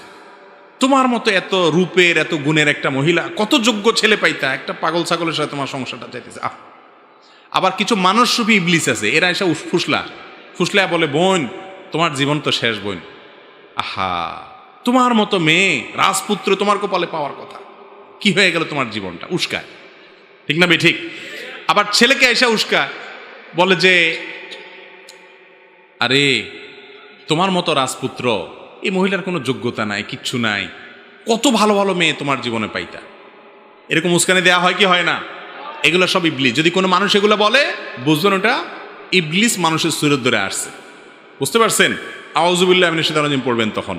আর শুনে রাখেন, যারা পরকীয়া লিপ্ত হন বা অন্য নারীতে অন্য পুরুষে আপনি আসক্ত, মনে হয় যে সেখানে আপনার আল্লাহর নিয়ামত আছে, শুনে রাখেন দুইটা সূত্র, দুই কারণে মানুষ পরকীয়া করে। এক, মনে করে যে তার কাছে জানে কি সম্পদ আছে। নবী করিম সাল্লাল্লাহু আলাইহি সাল্লাম বলেছেন স্পষ্টভাবে, নারী হোক আর পুরুষ হোক, তুমি অন্য যাকে অনেক বেশি সুখী হবে মনে হচ্ছে তার সাথে, তোমার স্ত্রীর কাছে যা আছে, তোমার স্বামীর কাছে যা আছে, তার কাছেও তা আছে, অতিরিক্ত কোনো কিছুই নেই। এগুলো শয়তানের চক্রান্ত, শুধুমাত্র ধোঁয়াশা মরিচিকা। দেখতে মনে হয় কি জানি কি, তার সাথে তুমি সংসার করো, কয়দিন পরে মনে হয় মাটি সেম। মানুষের পার্সোনালিটি, ব্যক্তিত্বটা মূল। আর দ্বিতীয়ত, অনেক সময় মানুষ পরকীয়া করে যে স্বামীর এই জিনিসটা ভালো লাগে না, খেস করে, বউটার হয়তো রান্নাটা ভালো না বা এই সমস্যাটা আছে, এই জন্য সে অন্য মহিলা আসক্ত হয়। তাদের জন্য নবী করিম সাল্লাল্লাহু আলাইহি ওয়াসাল্লামের আরেকটা হাদিস আছে, তিনি বলেছেন যে তুমি যদি তোমার স্ত্রীর, তোমার স্বামীর কোনো একটা জিনিস খারাপ লাগে তোমার কাছে, তুমি চিন্তা করো, দেখবা তার বহুত ভালো গুণ আছে। পৃথিবীতে এমন কোনো মানুষ আল্লাহ সৃষ্টি করেন নাই যে শুধুই দোষ, কোনো গুণ নাই, এমন কোনো মানুষ আছে? একেবারে যত খারাপ মানুষ হোক তার মধ্যেও কোনো না কোনো ভালো গুণ অবশ্যই আছে। তুমি সে ভালো গুণটা আবার চিন্তা করে বের করো। তুমি অন্য যে মেয়েকে বিয়ে করবা চিন্তা করতেছো, যে ছেলেকে বিয়ে করবা চিন্তা করতেছো, বা অবৈধ সম্পর্ক করতেছো, সেই অবৈধ সম্পর্ক করা মানুষটা যার কারণে তোমার সংসারে অশান্তি করতেছো, তার মধ্যে তুমি যে গুণগুলা দেখতেছো, দোষগুলা দেখতেছো না। শুনেন, শয়তান মহিলা এবং পুরুষদের রূপ ধরে পরকীয়ায় আমাদের সমাজে বাড়ায় আরেকটা প্রক্রিয়াতে। সেটা হলো এই, অনেক মহিলা আসবে, আয়সা আমাদের মা বোনদেরকে, একটু সোজা সরল যারা, তাদেরকে বলবে, বোন আল্লাহ আমারে কত সুখে রাখছে জানো? আরে বোন, তোমার ভাই অর্থাৎ আমার স্বামী, সে আমারে যে কত ভালোবাসে, কত আদর করে, আমরা সুখের সাগরে ভাসতেছি। তখন ওই মেয়ে চিন্তা করে, হায় হায় রে, আমার কপালে কত দুঃখ, ওই বেচারি কত ভালো আছে। হ্যাঁ, একইভাবে ওই পুরুষদের মধ্যে দেখবেন অনেক পুরুষ এসে বউয়ের তারিফ এমন করা করে, মনে হয় যে তার বউ রাবেয়া বসরি বিরাট বড় সুন্দরী, মানে সুখের সমুদ্রে সে ভাসতেছে। তখন ওই দোস্তের গল্প শুনে মনে করে যে আরে আমার কপালে যে কি আছে, হা বেচারা কত সুখে আছে। এই দুইটাই ইবলিস। এই দুইটাই কি? যারা অন্যকে প্ররোচিত করে এবং ব্যক্তিগত বিষয়গুলোকে শেয়ার করে অন্যদের কাছে, এরা মানুষরূপী শয়তানের দোসর। শয়তান তাদেরকে দিয়ে কাজ করাচ্ছে। কারণ যে বলতেছে যে আমরা সুখের সাগরে ভাসতেছি, ওর কপালে বহুত দুঃখ আছে, ও বলে না, শিয়ানা, শুধু ভালোটা বলে। ঠিক না ঠিক? দুনিয়াতে এমন কোনো মানুষ আছে যে সব দিক থেকে সুখে আছে? আর নবী করিম সাল্লাল্লাহু আলাইহি সাল্লাম পর্যন্ত স্ত্রীদের সাথে ছোটখাটো মনোমালিন্য হয়েছে, রাগ করে মসজিদে যা বসে আছেন, ওমর রাদিয়াল্লাহু আনহু মধ্যস্থতা করছেন, ঘটছে না ঘটে নাই? তাহলে তুমি কে হয়ে গেলা, তোমার বউর সাথে কিছুই হয় না, তোমার স্বামী তোমার স্ত্রী খুব ভালো। যারা এরকম উস্কানি দেয়, উস্কানির কারণে পরকীয়া এবং অশান্তির দিকে আমরা অনেকে পা বাড়াই। সবচেয়ে বড় বেশি পরকীয়া হয় সোশ্যাল মিডিয়াতে এবং অফলাইনে, অনলাইনে চোখের জেনা করার মাধ্যমে। মনে হয় যে ওইটা জানি কি নেয়ামত, আসলে কোনো নেয়ামত না। এই জন্য পরকীয়া থেকে বাঁচার চেষ্টা করতে হবে। পরকীয়ার অপরাধ এত জঘন্য অপরাধ, যদি কেউ অবৈধ সম্পর্ক করে বিবাহিত মানুষ এবং জেনা লিপ্ত হয়, তাহলে ইসলাম শরীয়ত তার শাস্তি কি রাখছে? ইসলামের ইতিহাসে যত দণ্ডবিধির ইতিহাস আছে, এত ডেঞ্জারাস শাস্তি চুরি করলেও নাই, অন্য কোনো অপরাধে নেই। যত বেশি অপরাধে যারা সমাজে ফাসাদ সৃষ্টি করে তাদের, আর বিবাহিত যারা লাম্পট্য করে বদমাইশি করে তাদের। তাহলে যারা বিবাহ করার পর ফেসবুকে বিভিন্নভাবে অন্য মেয়েদের ছবি দেখে হারাম সম্পর্ক করেন, হারাম মজা নেন, ইনবক্সে হারাম কাজ করেন, তারা কত বড় জঘন্য কাজ করছেন সেটা নিজেরাই চিন্তা করেন। আল্লাহ তাআলা আমাদের বুঝার তৌফিক দান করুন। কোরআনে 14টি তেলাওয়াতে সিজদা আছে, আর এই আয়াতগুলো তেলাওয়াত করলে কেন সিজদা দিতে হয়? সুন্দর একটা প্রশ্ন। কোরআন শরীফে সিজদার আয়াত আছে না নাই? এই সিজদার আয়াতগুলো পড়লে সিজদা কেন দেওয়া লাগে? খুব দরকারি একটা প্রশ্ন। কেন সিজদা দিতে হবে? অন্য আয়াত পড়লে তো দেওয়া লাগে না, এগুলো পড়লে কেন সিজদা দেওয়া লাগে? এর উত্তর হলো, এই আয়াতগুলোতে হয় আল্লাহর পূর্বেকার কোনো নেককার বান্দা, আল্লাহর কোনো নবী, আল্লাহর কোনো কুদরত দেখে সিজদা লুটিয়ে পড়েছে, এর বিবরণ আছে। ওইটা পড়ার সঙ্গে সঙ্গে আমরাও যেন তার সাথে একত্রতা পোষণ করে সিজদা দেই, সেই জন্য সিজদার আয়াত পড়ে সিজদা দিতে হয়। কোনো সময় কোনো সিজদার আয়াতে নির্দেশ আছে আল্লাহর বিভিন্ন নিয়ামতের কথা বলে টলে, অতএব এত নিয়ামত যেহেতু আল্লাহর পেয়েছো, সিজদা লুটিয়ে পড়ে শুকরিয়া জানাও। এই নির্দেশ যেহেতু আছে, সেজন্য সাথে সাথে আমরা বাস্তবিকভাবে সিজদা দিয়ে সেই নির্দেশটা পালন করি। তো এই সিজদার আয়াত যেগুলো আছে সেগুলোতে এই জাতীয় জিনিস আছে, নির্দেশ আছে, সেজন্য আমরা কি করি? সিজদার আয়াত শুনে সিজদা করি।